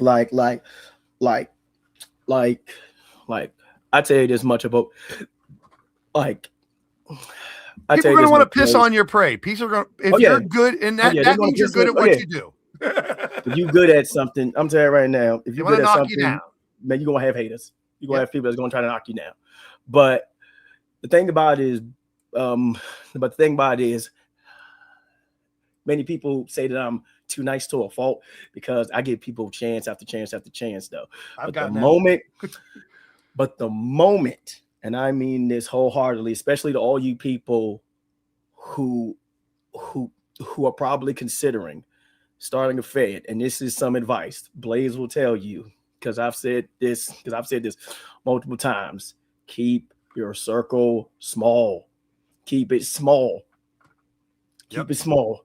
Like my grandfather, it's been it's been 12 years. No, it's been 10 years since he passed away. Grandfather always used to tell me the amount of friends you'll have in a lifetime, you'll be able to count on one hand.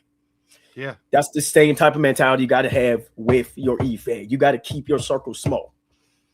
Keep your circle small. Reach out to people you know you can trust, because I'm sure you've heard me say this before multiple times, Blaze. When it comes to this community is like politics, man. But this community is cutthroat. Yeah, it can be. And I mean, that's why I've come up with I've come up with ways to try to weed out the bad seeds before they get in. So people come in and they're like, "Oh, download my guy." Wait, I got to get to know you first.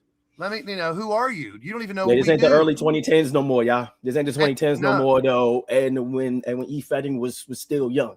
Yep. When people were trying to get their name out there. I will admit I was 100% wrong when I started doing this. I didn't think without looking at someone eye to eye in person, shaking their hand, hugging them, or talking to them that you can't get real connections. I was wrong. I got some of my best friends of my life here in this Efed world that treat me better than people in real life ever do, because and it doesn't come, what we've gained, our following and stuff, isn't from lack of hard work. Oh no, most definitely not. So pre-planning and scheduling and, making sure everybody knows when you're live and all this stuff, that all goes into it, man. It's a lot of work. Now you can do it with less work, but don't expect to get the returns that people like us get if you're not going to put in the work. Shoot. I got a 20 match card getting ready to get set up, man, in like about a month. Shit's gonna happen. You're gonna have malfunctions. Look, we've had 2 malfunctions today. You got to deal. You got to roll with the punches.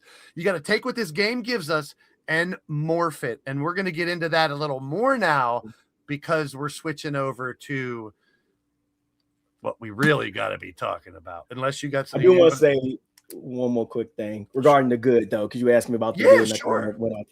Regarding the good is that, for me, is that the fact that the fact that you can establish relationships with people who you will probably never meet face to face, who you probably will never encounter face to face, but the fact that you can build relationships with them, you can talk with them on social media, you can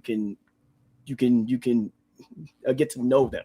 Mhm. That up over there is in my opinion the most positive thing. Goes a long way.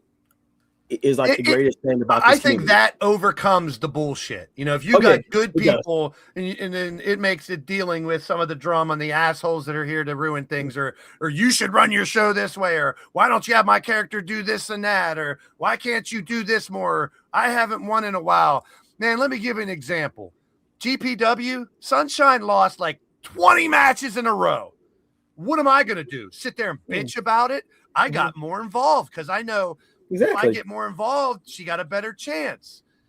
But I could also send a signal that if your guy's losing, instead of crying and whining and bitching about it, turn it into your motivation. Turn it into motivation. That's all you got to do. So instead of being like, you know what, Ben, Sunshine never wins. I quit. I don't even want to be part of GPW. I said, let's turn Sunshine, who's the hippie gypsy fun, into a little more pissed off because she's losing. She's got to change. She's tired of following in her dad's footsteps and she wants to do something different. You know, so evolve your character and do something better with it. It's in your hands. Twitch, it's a role-playing game. Yeah. I mean, so you got to put in work. The thing about me though. Yeah, because that's the thing about me though. I'll give you Yang, and Yang could lose 25 times in a row over on LTD. But the thing about it is that I'm not going to get mad because I'm not going to get mad. I'm not going to get frustrated. I'm not going to rant and rave at you because the thing about it is I already know that I'm not going to use this for a storyline over here. I use it for a storyline over here, you know, just rebuild her back up. Yep. So like right now, I was bringing Yang Zhao Long in for the gathering, right? And I had 3 more people. So I brought 2 people in early for this 3-ring circus thing. I had all the intents of bringing Yang and Shulky, but I'd do the puppet storyline. So now I got 3 puppets. 2 of them took Yang and Shulky's spots. So you bet your ass before this transition into the gathering, Yang will be fighting one of them damn puppets to get her revenge. Yo, the fact that you warned me about downloading the puppet and then I did it anyway, though, man, I cannot wait to see what's going to happen at Danger Zone regarding this puppet, though, because I haven't done nothing yet with the puppets yet. Man, we're gonna have some fun. I got 3 of them now. They're multiplying. We're going to have some fun with that puppet, though, at Danger Zone, man. And I didn't really talk about this with my show, and this is not a rule that anyone has to follow, but I don't allow alts because I have so many people that want to be in it. If I have 4 people that have one person has 4 characters, that's not fair to the other people. So that's just me. And, you know, the puppet is an example of an exception to that rule because that's Hot Fire Rose's character. Yeah. She created the puppet, and then I brought the puppet in and let Goddess control it, and I controlled it. And I saw there's 2 other versions. I was like, what if we had 3 puppets? Then it's real, and people love the puppet. You know, people love the head nurse. You know, it's like Nightingale. Yeah. Like people love Nightingale. They like, just like so. For the people that don't know, Florence Nightingale was meant to be a joke call, though, and then when I put together her move set, and then I put her out there, and then she just started dog walking people, I was like, yo, I just opened up Pandora's box, and then it got so bad to the point where nobody wants to face her now, and it's like, sure, well, then I'm like, oh well, you know, actually, that's a props to you because you kind of created and evolved that character, and people bought into it. And they follow it, and that goes a long way, man. It goes a long way. Yeah. All right, this is the part we've been waiting for, and I'm going to turn it into our final segment, which is, if you know someone who says this, they probably say it a lot. Nothing wrong with it, but at the end of the day.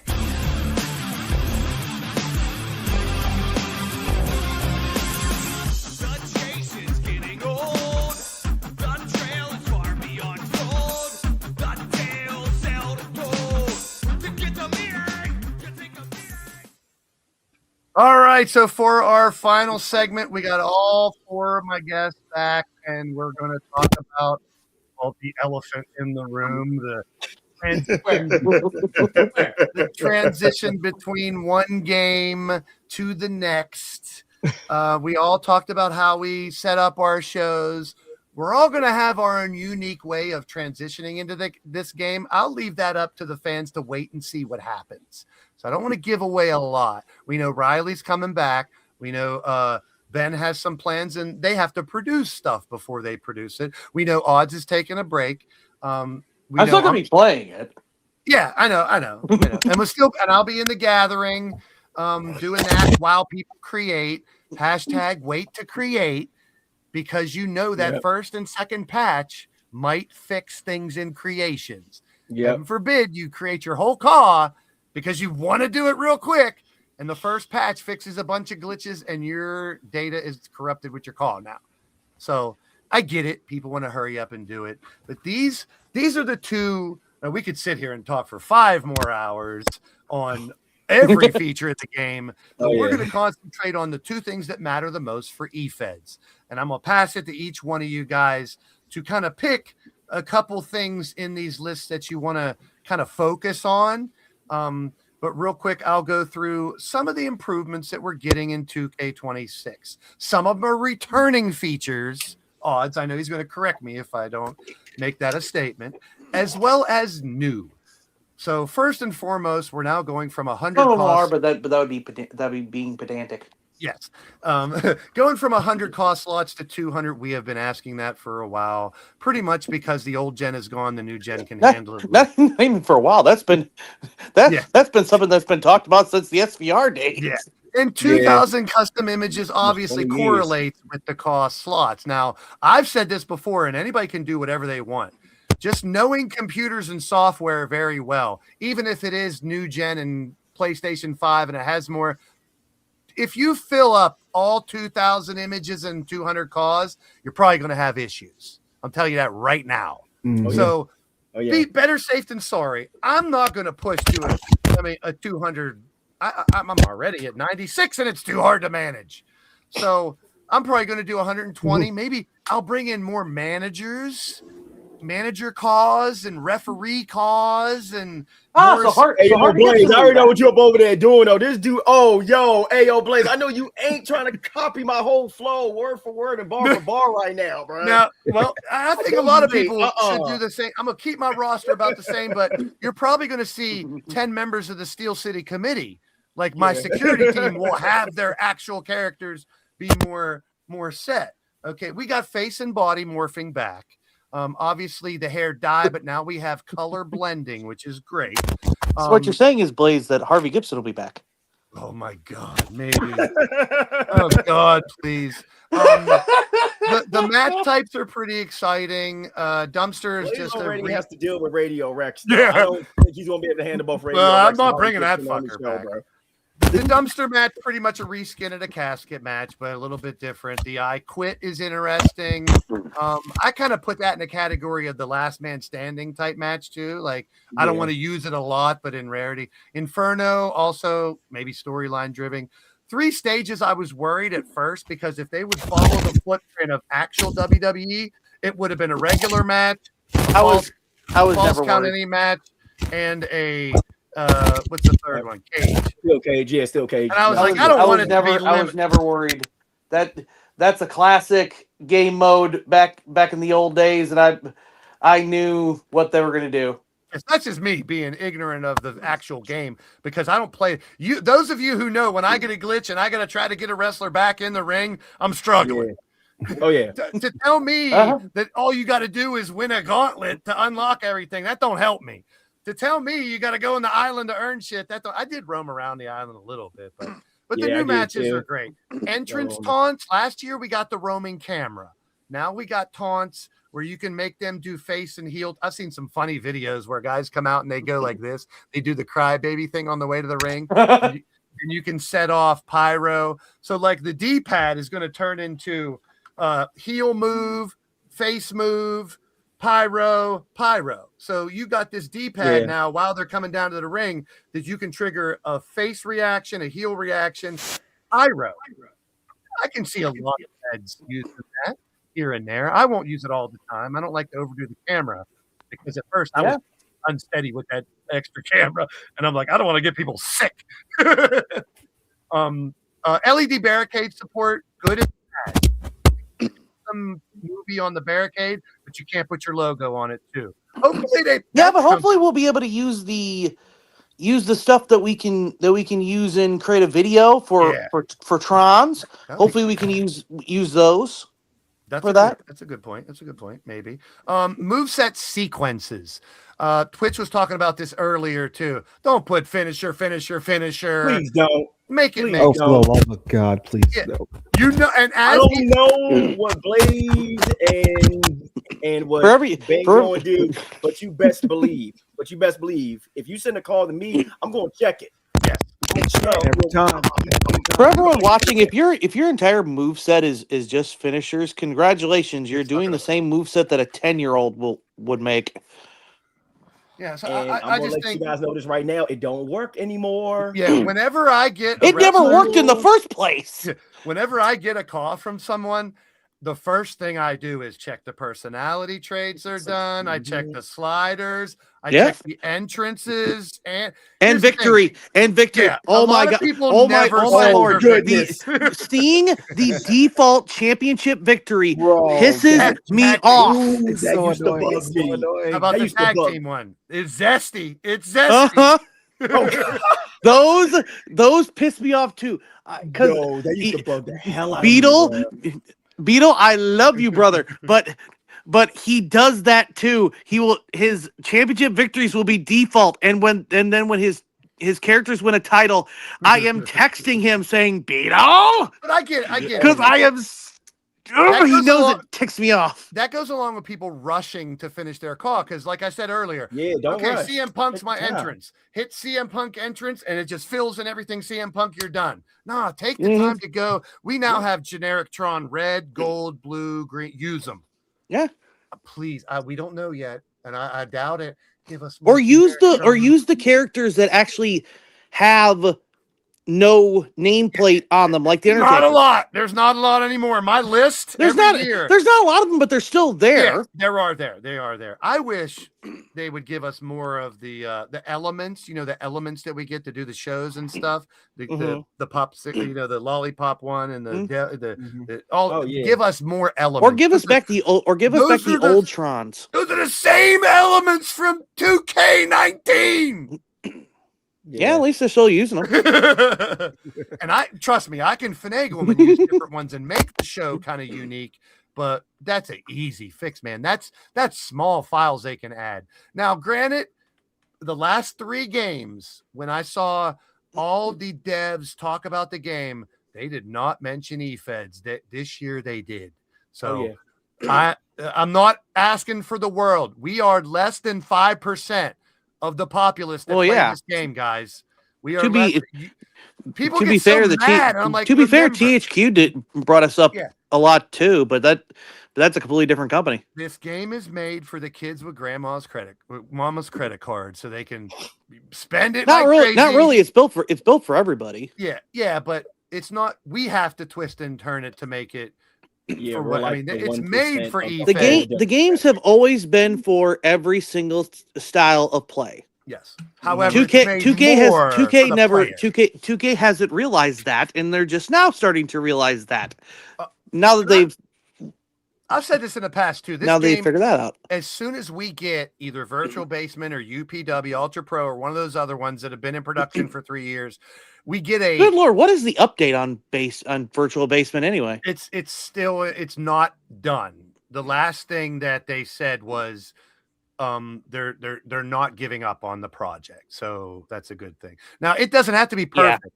2K is probably still going to be the end all be all because we got photorealism. Oh yeah.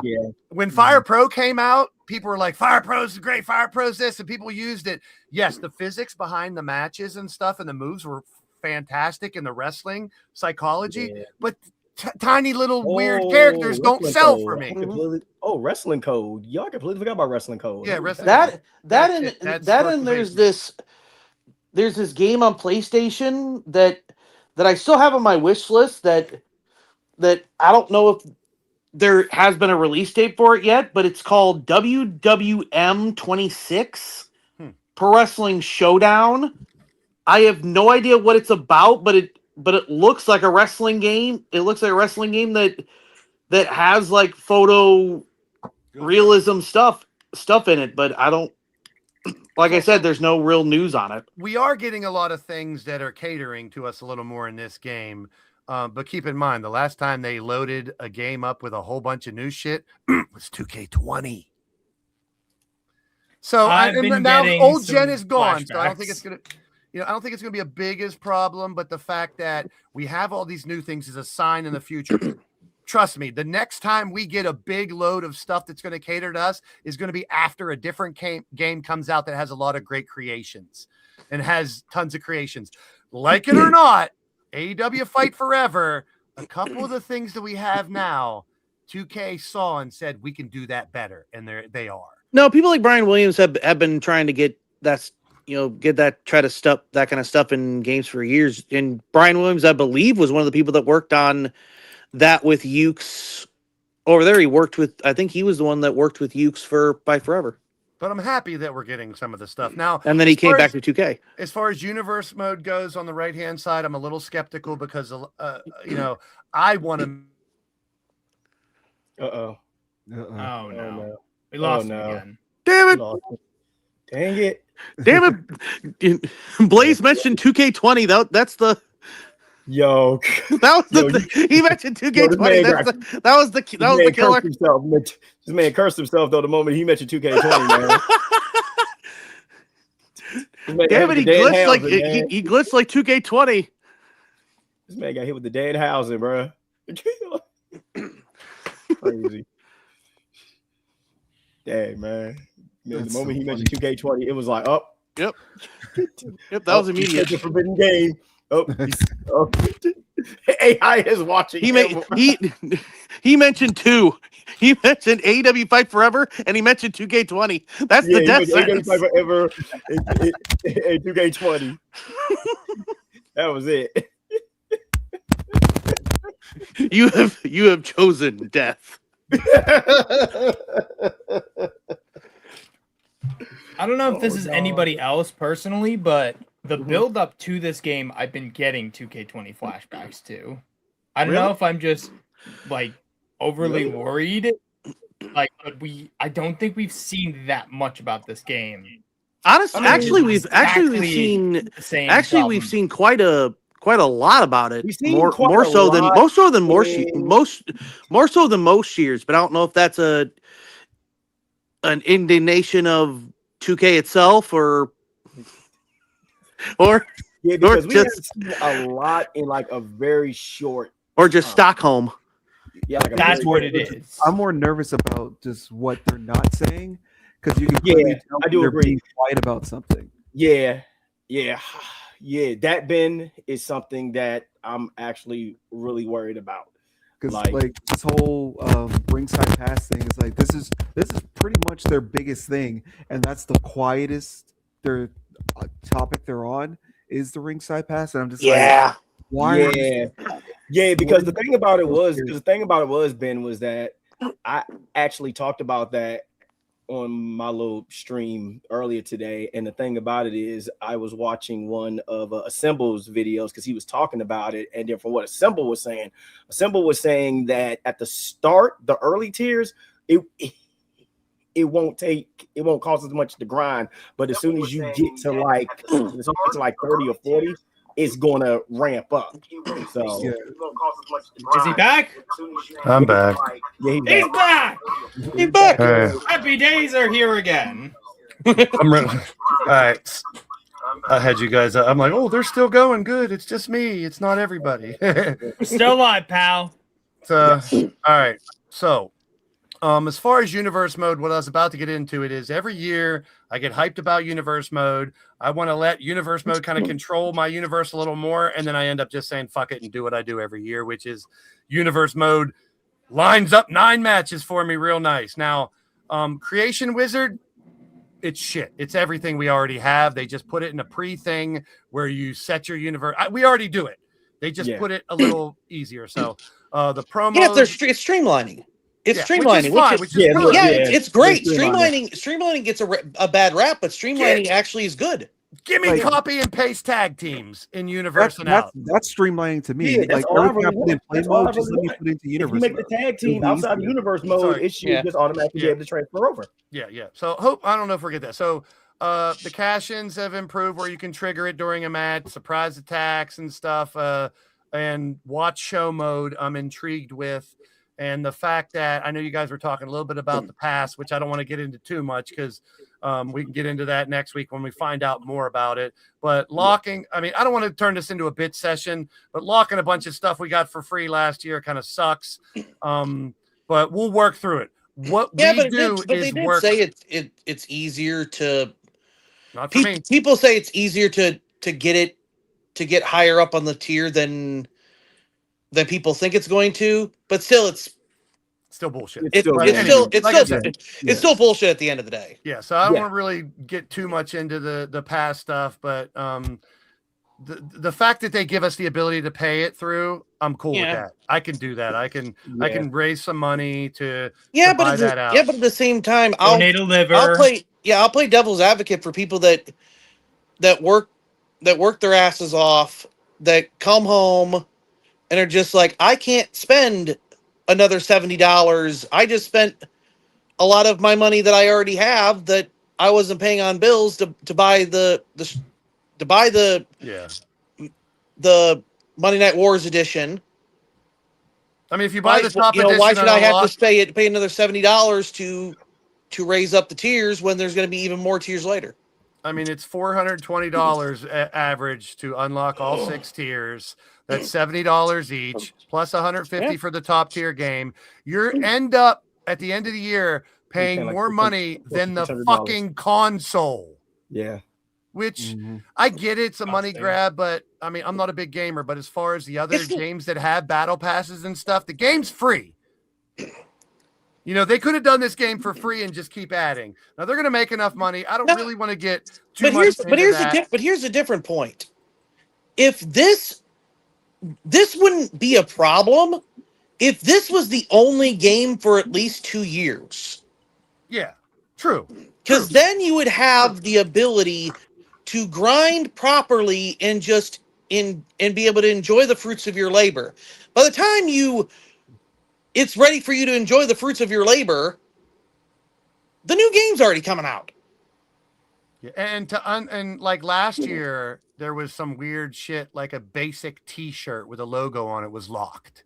It was attached to a wrestler. I get it, but I was staying in Twitch's stream earlier tonight.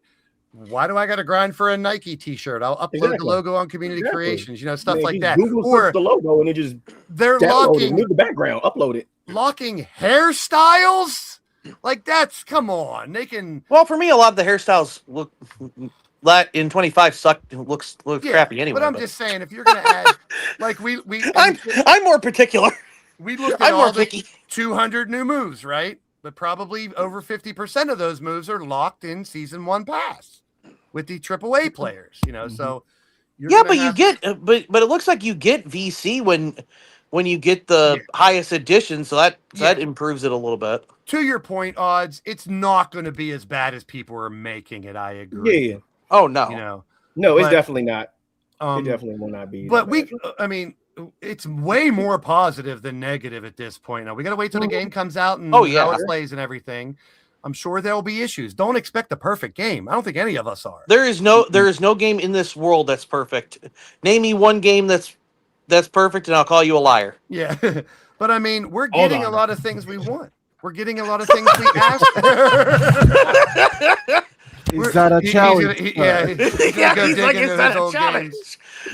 Where'd you go? Yeah, it's like, I need the teal green chair. I need the purple chair. Teal green chair. So it is kind of crazy, but I get it. If you peel aside all the nonsense and talk business, I understand the business aspect of the video game. They're gonna rake in a lot of money. I just want a more stable game. That's my number one concern.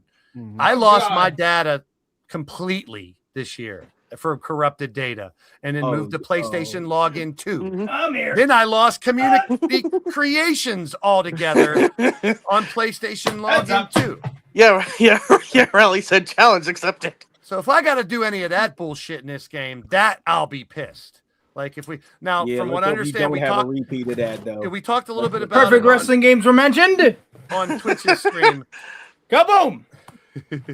Hey, kaboom! All right. If perfect wrestling games, but at the same time, Here Comes the Pain had no commentary, and and No Mercy had one massive bug that you had to replace the cartridge for.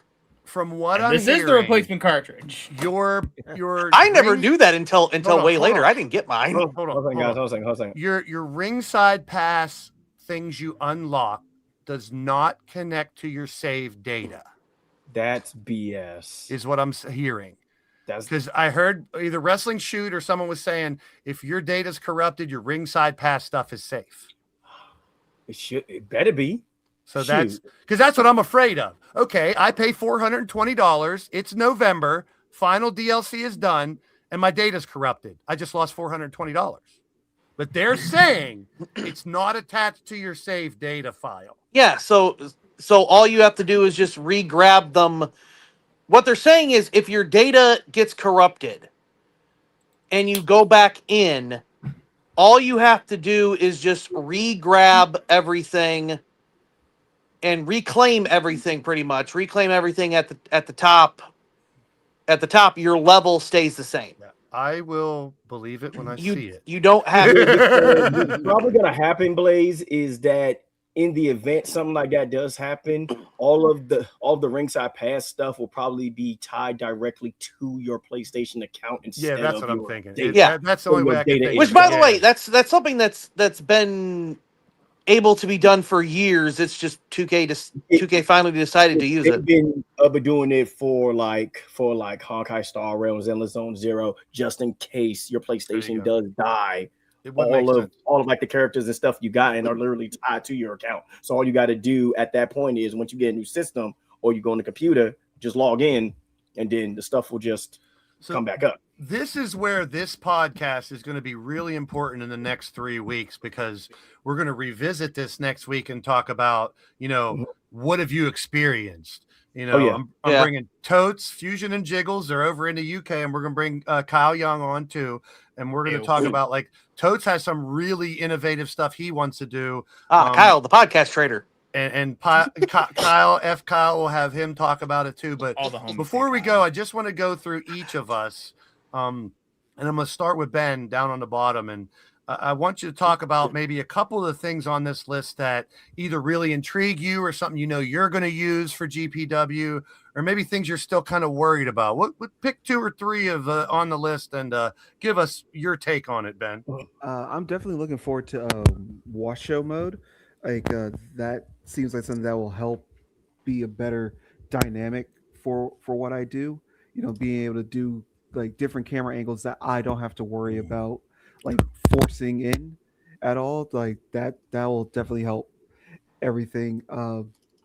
The 200 call slots, just hearing that like gave me ideas of bringing back old cause for like either like reunion specials, because I'm about to hit 10 years in this thing, so that'll be something fun to do. Check your mic cord. It's kind of scratchy. I don't know if you're half flushed or something. It's always something. I just want to hear what you have to say. There you go. Oh, you muted it. I'm like, wait a minute. It's not making the noise anymore. I think you got it. And now? Anything? Yeah, you're good. Anything else in there that you're intrigued or can't wait to? Or hair color blending. I think that's going to be a lot of fun to mess with people's hair colors. And that's going to save so much time.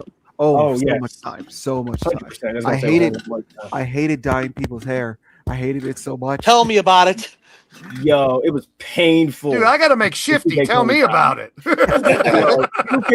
2K25 probably had like the worst hair dyeing like ever, because it was that was okay. So let me throw this out there. It's new, but there might be some issues with it. I don't know. There definitely will be issues. I'm hoping not. But like I've even seen people like take black and gray and blend that so it looks like, like aged hair and stuff like that. So there's plus what I saw in the hair blending is you can choose what point to start the blending from, whether it's the roots or maybe towards the end, or you want to blend it half and half. That's incredible. Like that. Mm-hmm. And I know some of you guys have characters that really love to embellish on the look.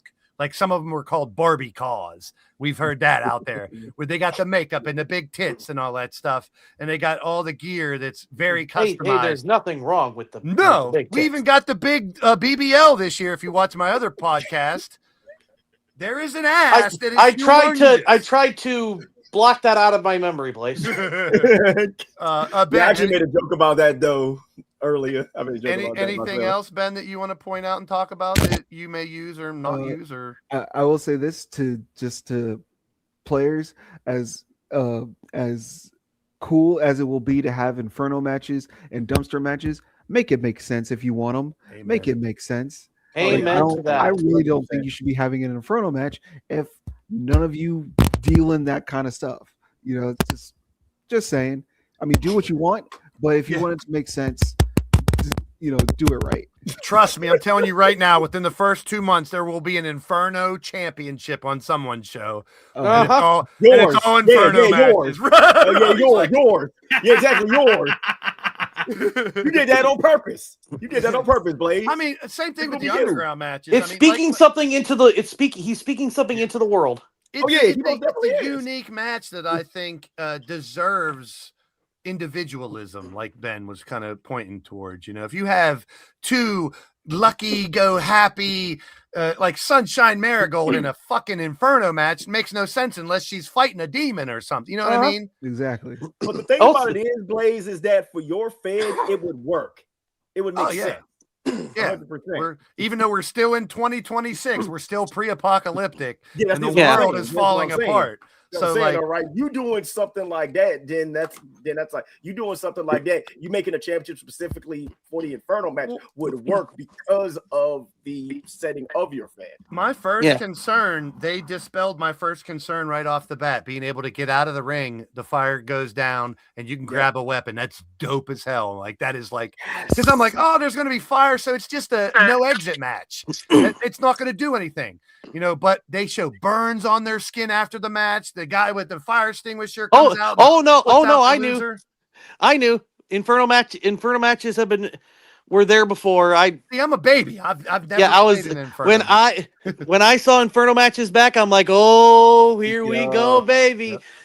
We don't have the parents complaining about people being on fire at the end of the matches anymore. Yeah, baby, we're back. But I mean, here's the question. We got to ask this question because we deal with for 8 years now announce tables that are never broken by AI. So my first question is, stacking tables is great.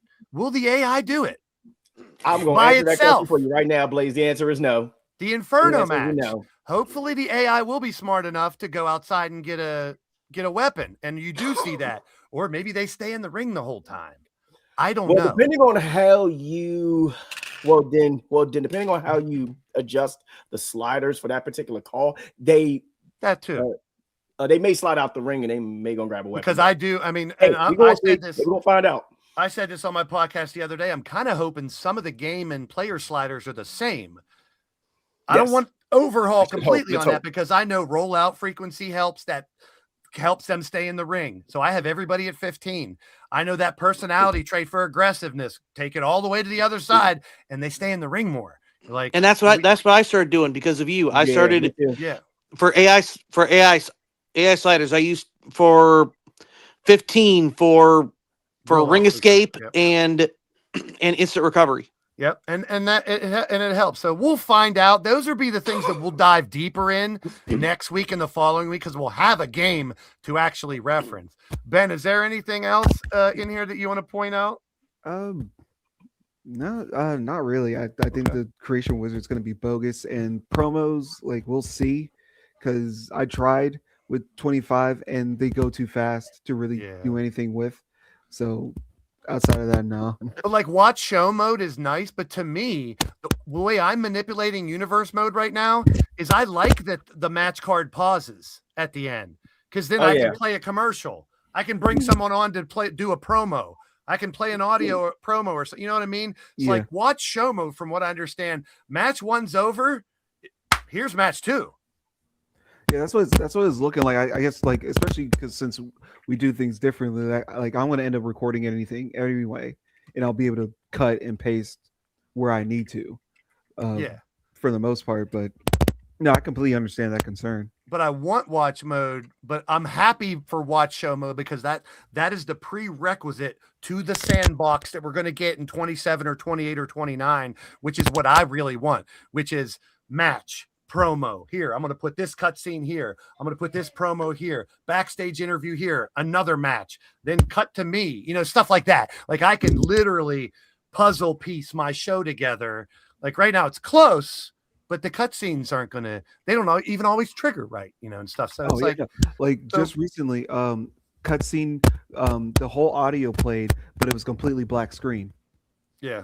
Even the promos. I was excited about promos coming back last year. I was like, Gift of Gab, I'm going to use you in the ring and I'm going to play your promo, but it didn't work because it didn't correlate. I couldn't get the promos to play.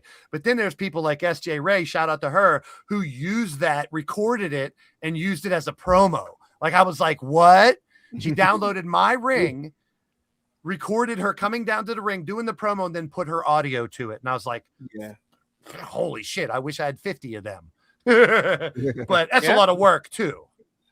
So Odds, what about you? Things out of these lists that you're really looking forward to whenever you make your comeback? The matches, the creation. People seeing CPW would notice one thing. I haven't used a casket match yet. Mm-hmm. Yeah. As what was said before, it's all about who, what, when, where, and how. Yep. Make it make sense. Make it make sense. You gotta make it make sense, yeah. That's a good one. That's a good. So when it comes to creations, I'm just looking to get back into making cause again, just for at that point my own personal use. But then depending on how the battle pass goes, 26 may be the home of CPW if that's the case. Yep. Depending instead of 27. Hell yeah. Always have to have a backup plan. What about you, Riley? Is anything jogging? Like when you make your comeback, is anything on these lists that you're like, yep, that's going to help me with what I want to do with my company when I come back? So there's two things about the new game that has really intrigued me. One you don't have on the list that I think will really help you and will help all live shows going forward. And that's in universe. There's something on the pause menu that triggers the AI. Wrap up match. Wrap up. Yeah, wrap up. Yep. Taking it home. Wrap up. Yeah, Literally, that will help you exponentially if it works properly. Yeah. Because there are matches I've watched a Blaze stream and they're stuck somewhere or they're not. I've seen matches like that too. I can't name names, but I have stories. Maybe there's even that might even help some matches. They're just impossible to watch because they're long as hell. Maybe Hell in a Cell gets better. Maybe ladder matches get better, all because of the wrap up function. So what I saw when I saw an actual use of that, what it does, what they explained it is, when you hit wrap up match, it immediately drains all the energy from both characters, whoever's fighting, all the way down. All their power is gone. So whoever hits the next big move should win the match. And they showed it. It's basically like a toss up pretty much. Yeah, and it didn't work right away, which I like. I don't want it to happen right away. It was just like they kept fighting, but you could tell they were exhausted. And then one hit maybe a signature, and then the finisher from the other one ended it right there. Like it was within 30 seconds, the match was over. Now, to Riley's question, we've had based on how you have the custom match set up, maybe a tag match lasts forever, or there's remember the glitch in the environmental finishing matches, ambulance and casket, and they would never end. So after one of our patches, let's say it was patch 11, if you did a casket or an ambulance match, they never ended. Yeah. If that's a glitch, it's a major glitch. I don't think wrap up match is going to fix. I think one of those matches is still going on. Yeah, but then they put out a patch and fixed it. But those are concerns that we're going to have. Anything else on the list, Riley? as a pro wrestler, I like the moveset improvements. Match sequences, as worried as we are about them, it can give light to like it can really grow our creativity. When I used to put together my moveset, I had in my mind this move happens, then this move happens, then this move happens. And we could finally get that. Yes, maybe it's used for spam, which like I'm not too concerned about because from what I've seen of the move sequence is it's all based in your moveset itself. You're not picking an RKO, a super cutter, and a Canadian destroyer that aren't even in your moveset. It's not an addition to your moveset. It's playing with your moveset and playing with the AI to tell the AI basically, hey, when this happens, make sure this and this happens. So I'm excited. It's gonna bring a little bit more realism. It will give kind of like a super indie feel to some of the matches. If you or whatever type of feel you want, honestly. So we're getting quality of life improvements with match philosophy. Number one that I've seen, and I don't know if it's going to trigger this too. At the beginning of a match, a player can press a button and you get the handshake, or you get some kind of action at the beginning of the match. So that's coming back from SmackDown versus Raw 2006. The second one I saw is, and this is, they admitted it was from AEW, A Fight Forever, and it might have been in a game before, odds. I'm just saying it triggered it. When you do a collar and elbow tie up, now you can push them back against the ropes. It's more real. Like right now, a collar and elbow tie up always ends in a move. The carbon elbow tie up was in the games previously, but I don't remember those sequences ever going towards the ropes. So now you can push 2K19. So now you can push them to a corner. Damn it, I forgot about that. You can with how long I was on 2K19. So we're gonna go back to the game. And that's a shame for me because I was on 2K19 for like 5 years. So two things real quick, and I'm glad you brought that up. Number one, when I set up Blaze McCoy's moveset, and I found this by signature one, a lot of time leads to finisher one. So it's correlation. This is kind of like a sequence that we've already had built in. So for a lot of times, Blaze will get you in the fireman's carry cutter, which is the burner. And as soon as he hits the burner, he stands there ready to hit the hook, line, and sinker. Like the game's already programmed a majority of the time that if you hit your signature one, and that's why I would go through people's moveset and I'm like, your signature one is a pinning move. Your finisher one is a pinning move. You kind of want the signature one to not be a pinning move because it will set up your finisher one. Now, you can do it however you want, but that's just what made me think of the correlation of one move going to another in those sequences. Now, let me ask you guys this, and this is for the chat too. In 25, we had in your move set, you can set frequency. I want this move used frequent. I want this one sometimes. I want this one majority of time. Did any of you guys really tweak and use that a lot? I didn't. Yes. I did. I did. Yes. I did, yeah. And did you notice it in your shows? Yes. That it was working? Yeah. I saw it with other people's shows because giants like Freedom's Reign that's 470 pounds didn't decide I'm going to try to be a cruiserweight and go to the top rope and dive on my opponent today. Yeah. We got springboards from 800 pounders and stuff. I mean, to me, before we go on, the morphing is big for me because I can't wait to see how people do the. Oh, I can't wait to see that. Design your characters because even in my Blaze design, there was tweaks. I wanted his legs to be a little smaller because Blaze skipped leg day. He's all Brock Lesnar's upper body, but he doesn't do any kicks. I had you. Here's a advice to everybody: give your wrestler a weakness. No one does that. They want to be impenetrable. They want to be, get all the best moves and be the best. No, give your character a weakness. You know who also does that? Actual pro wrestlers. Yeah, you exactly. Think about our strengths and weaknesses too. Yeah. So Riley, is there anything else on the list you want to pull out? And the entrance taunts are a little intriguing to me because again, I've done an actual wrestling entrance and there is spontaneity to it. It is like it's not as I don't think it'll be as spontaneous as like say I do my entrance because I feed off the crowd. I'll look straight in the eyes of someone and laugh in their face. But just to get that little bit extra of entrance taunts, I do hope it's more than just hey or boo hoo hoo. Yeah, yeah. I hope you can if it's in the move. tweak them. I wonder if it's in the move set in your taunts and you can pick entrance taunts. That would be nice. That would be useful. Hope so. That or would be it'll useful. be an absolute useless feature. Well, here's if the way to look just at it the too. Same taunts. This list here is our gateway to what we really want in the future, right? So maybe they give us that this year where you get 3 or 4 and that's all you get. But next year we do get it in the moveset where you can customize. You know, so I'm taking the good with the bad. These are signs for the future that are going to be good for us. All right, Twitch, what about you, man? What's sticking out on the list that you're saying that's Dragon Joshi Pro? I'm using it. The main thing that sticks out for me is going to be both the face and body morphing and the hair color blending. Just like how I mentioned earlier about how 2K25, the hair color, about the hair color blending just being complete and utter trash. But this is going to make things a lot more easier for me, especially for any new creations I decide to bring in for next season. But yeah, those right there are like the two main things that really stand out for me.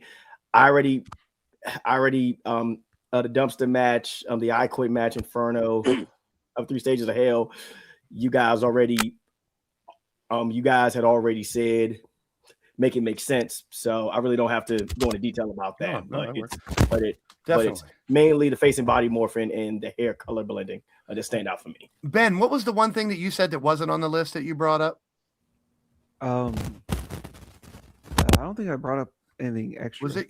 I thought you were the It one was that me. said. I thought it was I Rodney. said Which one was it? It was the wrap up feature. Okay, yeah, wrap up. Yeah, I'm just making notes so I can improve the list for next week. Yeah. The one thing I want to put on this list Which too, I think is a part of the watch show mode. Yeah, true. That's what it is. That's what it is. But I'll put it right It's all below about it so someone. I make sure we talk about it going forward and see how it works because I want to revisit these things. The one thing that's not on the list I want to add too is the scrapyard. The scrapyard is pretty impressive. Like last year, we got that all the old WrestleMania signs and all that, and they fought in there. The scrapyard thing has so many interactive features to it. Like you can almost pick up and play with anything. Plus, it's like a mini world. I've always said for the last that 2 and years, all the segments you can do in that. yeah, like for people like Ben and people that are pre-recording, that scrapyard Like can me, be all the amazing. segments, all the ideas. But that here's can come out of that. here's my question. We've had backstage segments. You have the ability, if you're playing, to shove the door in their face and shit. AI never did that shit. Will the AI do all these extra things that the scrapyard gives us? That's going to be the question again. But the look of the scrapyard and all the stuff in it is pretty cool. Like I've always said, even once Fortnite started to blow up, and I was thinking, man, just think if we had an open world wrestling game. I know the island is part of it, but here's my vision: Efed Island. You're on the island as Blaze, the showrunner, and I run around to go to this venue and then pick the match card and let the match card, like there is so many ideas I can think of that if these features lead to that, Efed Island, are you kidding me? All custom stuff. You create your own island and then go back to, some of these games where, Roblox and shit, where you're building shit. What if you can build your own world for your Efed?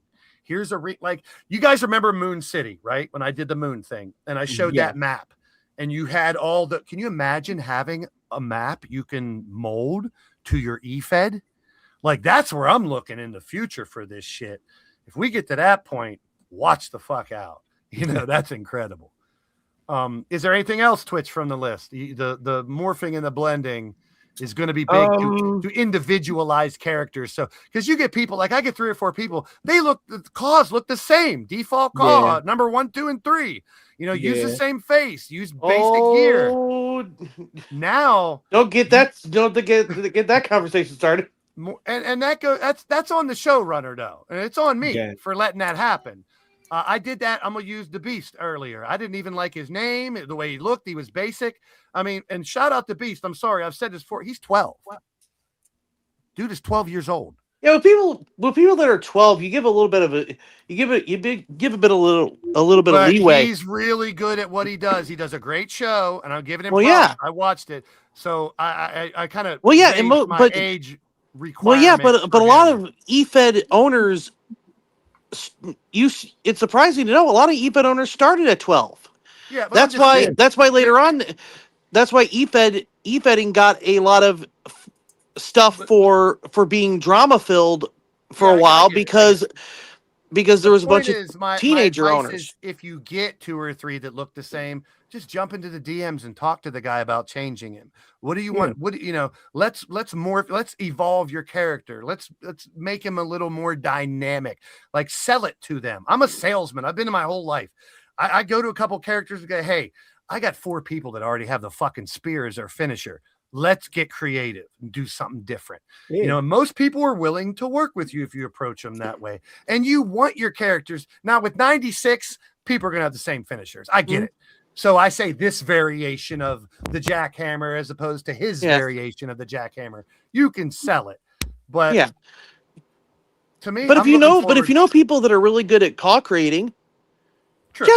Just ask them for help. True. That goes way back to what we talked about at the beginning. Don't be afraid to reach out, and that's communication between showrunner and player and showrunner. If you build that rapport, you'll have less problems, you'll have more individuality, and you'll have more of a dynamic Efed. So I don't want to go on too much longer. I want to thank each of these guys for joining me. You guys are amazing. No problem.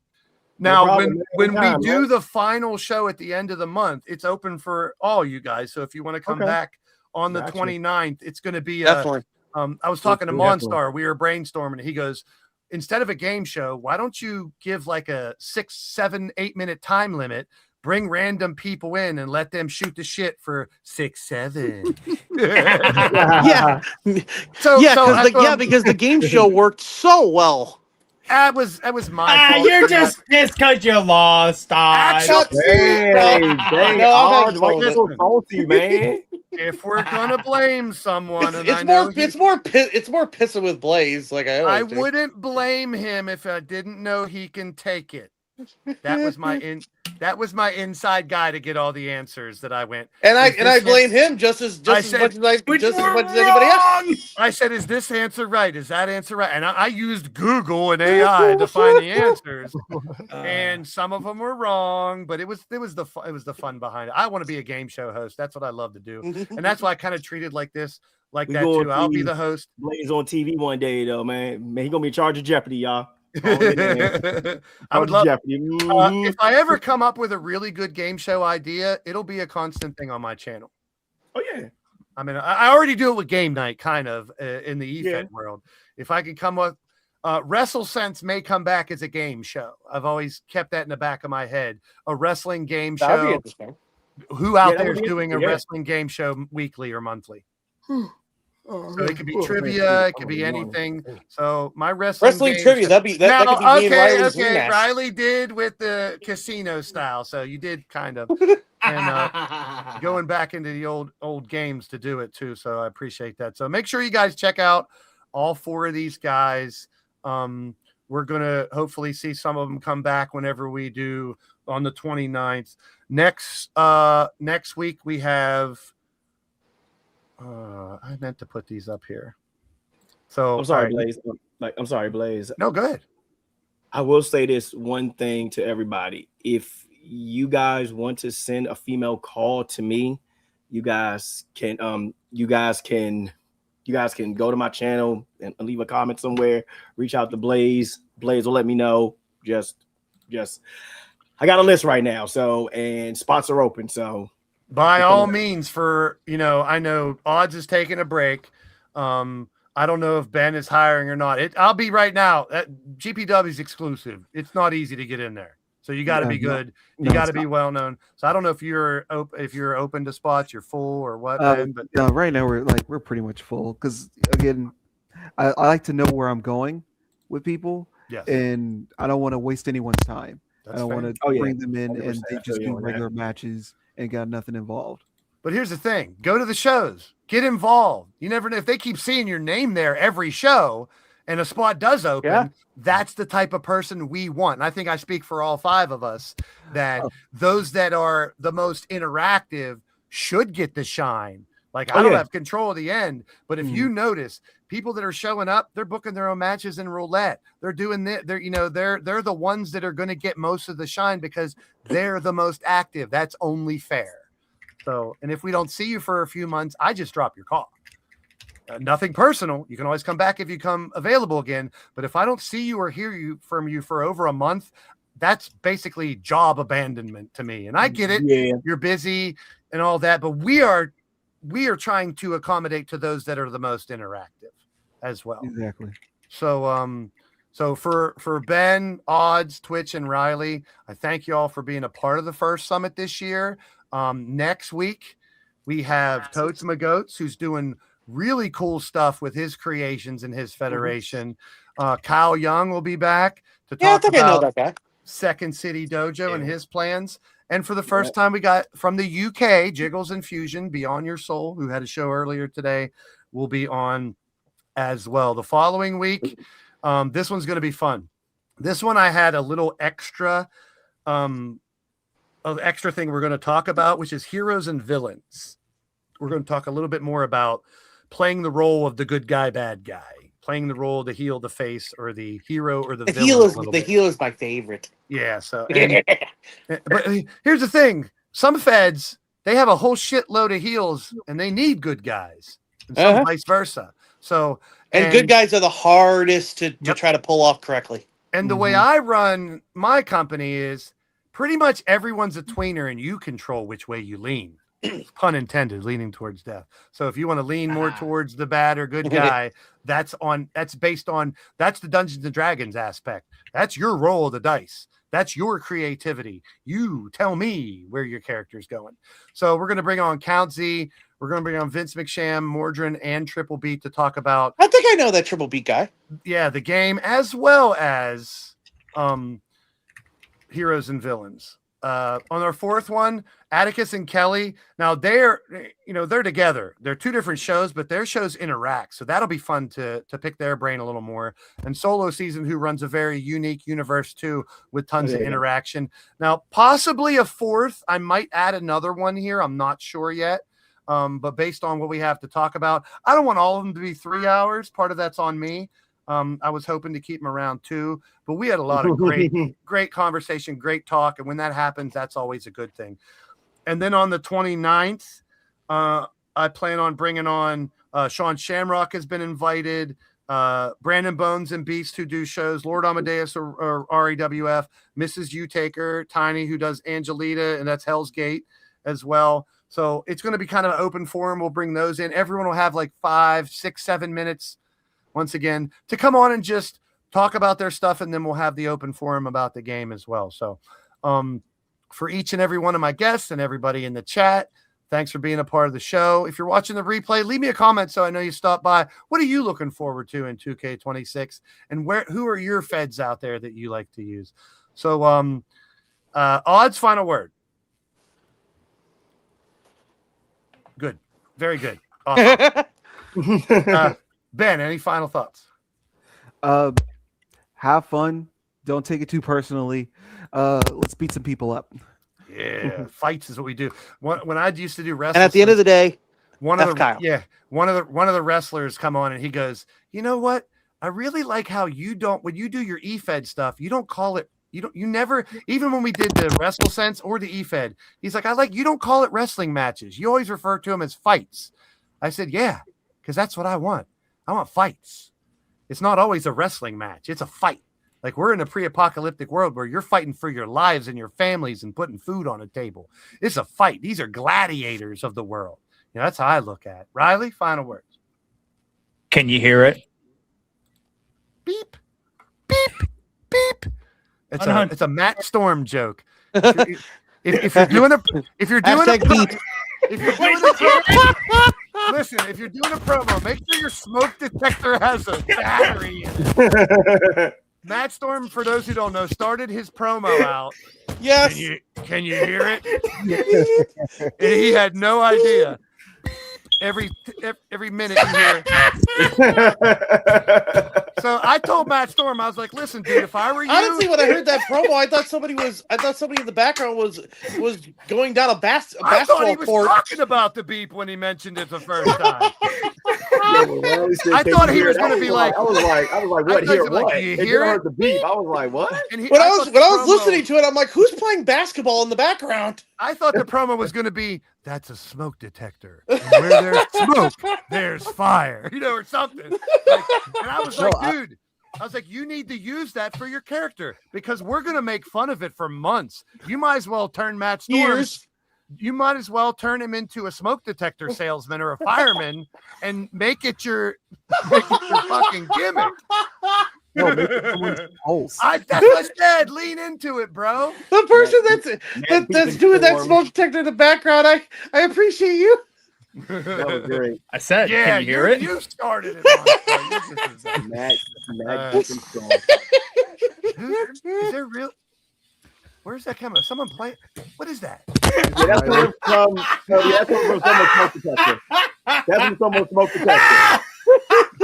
Riley, just either that or someone's playing a Riley. YouTube video someone found where they got the someone low found a battery sound smoke effect. detector sound. Hey, you guys are awesome. Everybody in the chat, you guys are awesome. I love you. I'll see you next Sunday. Tuesday, we're back with more LTD. Tuesday, Wednesday, Thursday, Saturday, people. We'll see you in the streams. And I know it's not the Get Blaze podcast, but y'all got Blaze. We're out of here, folks. See you next time. See ya. Later.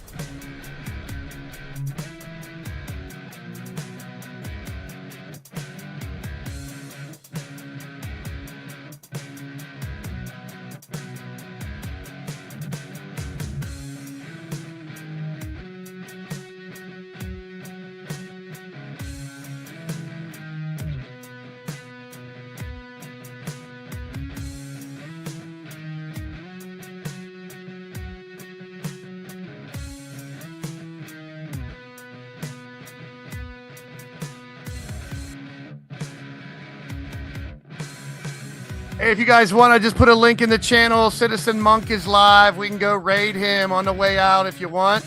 If you still want more digital wrestling action, pop over to Citizen Monk. Click on that link, #BlazeRaid.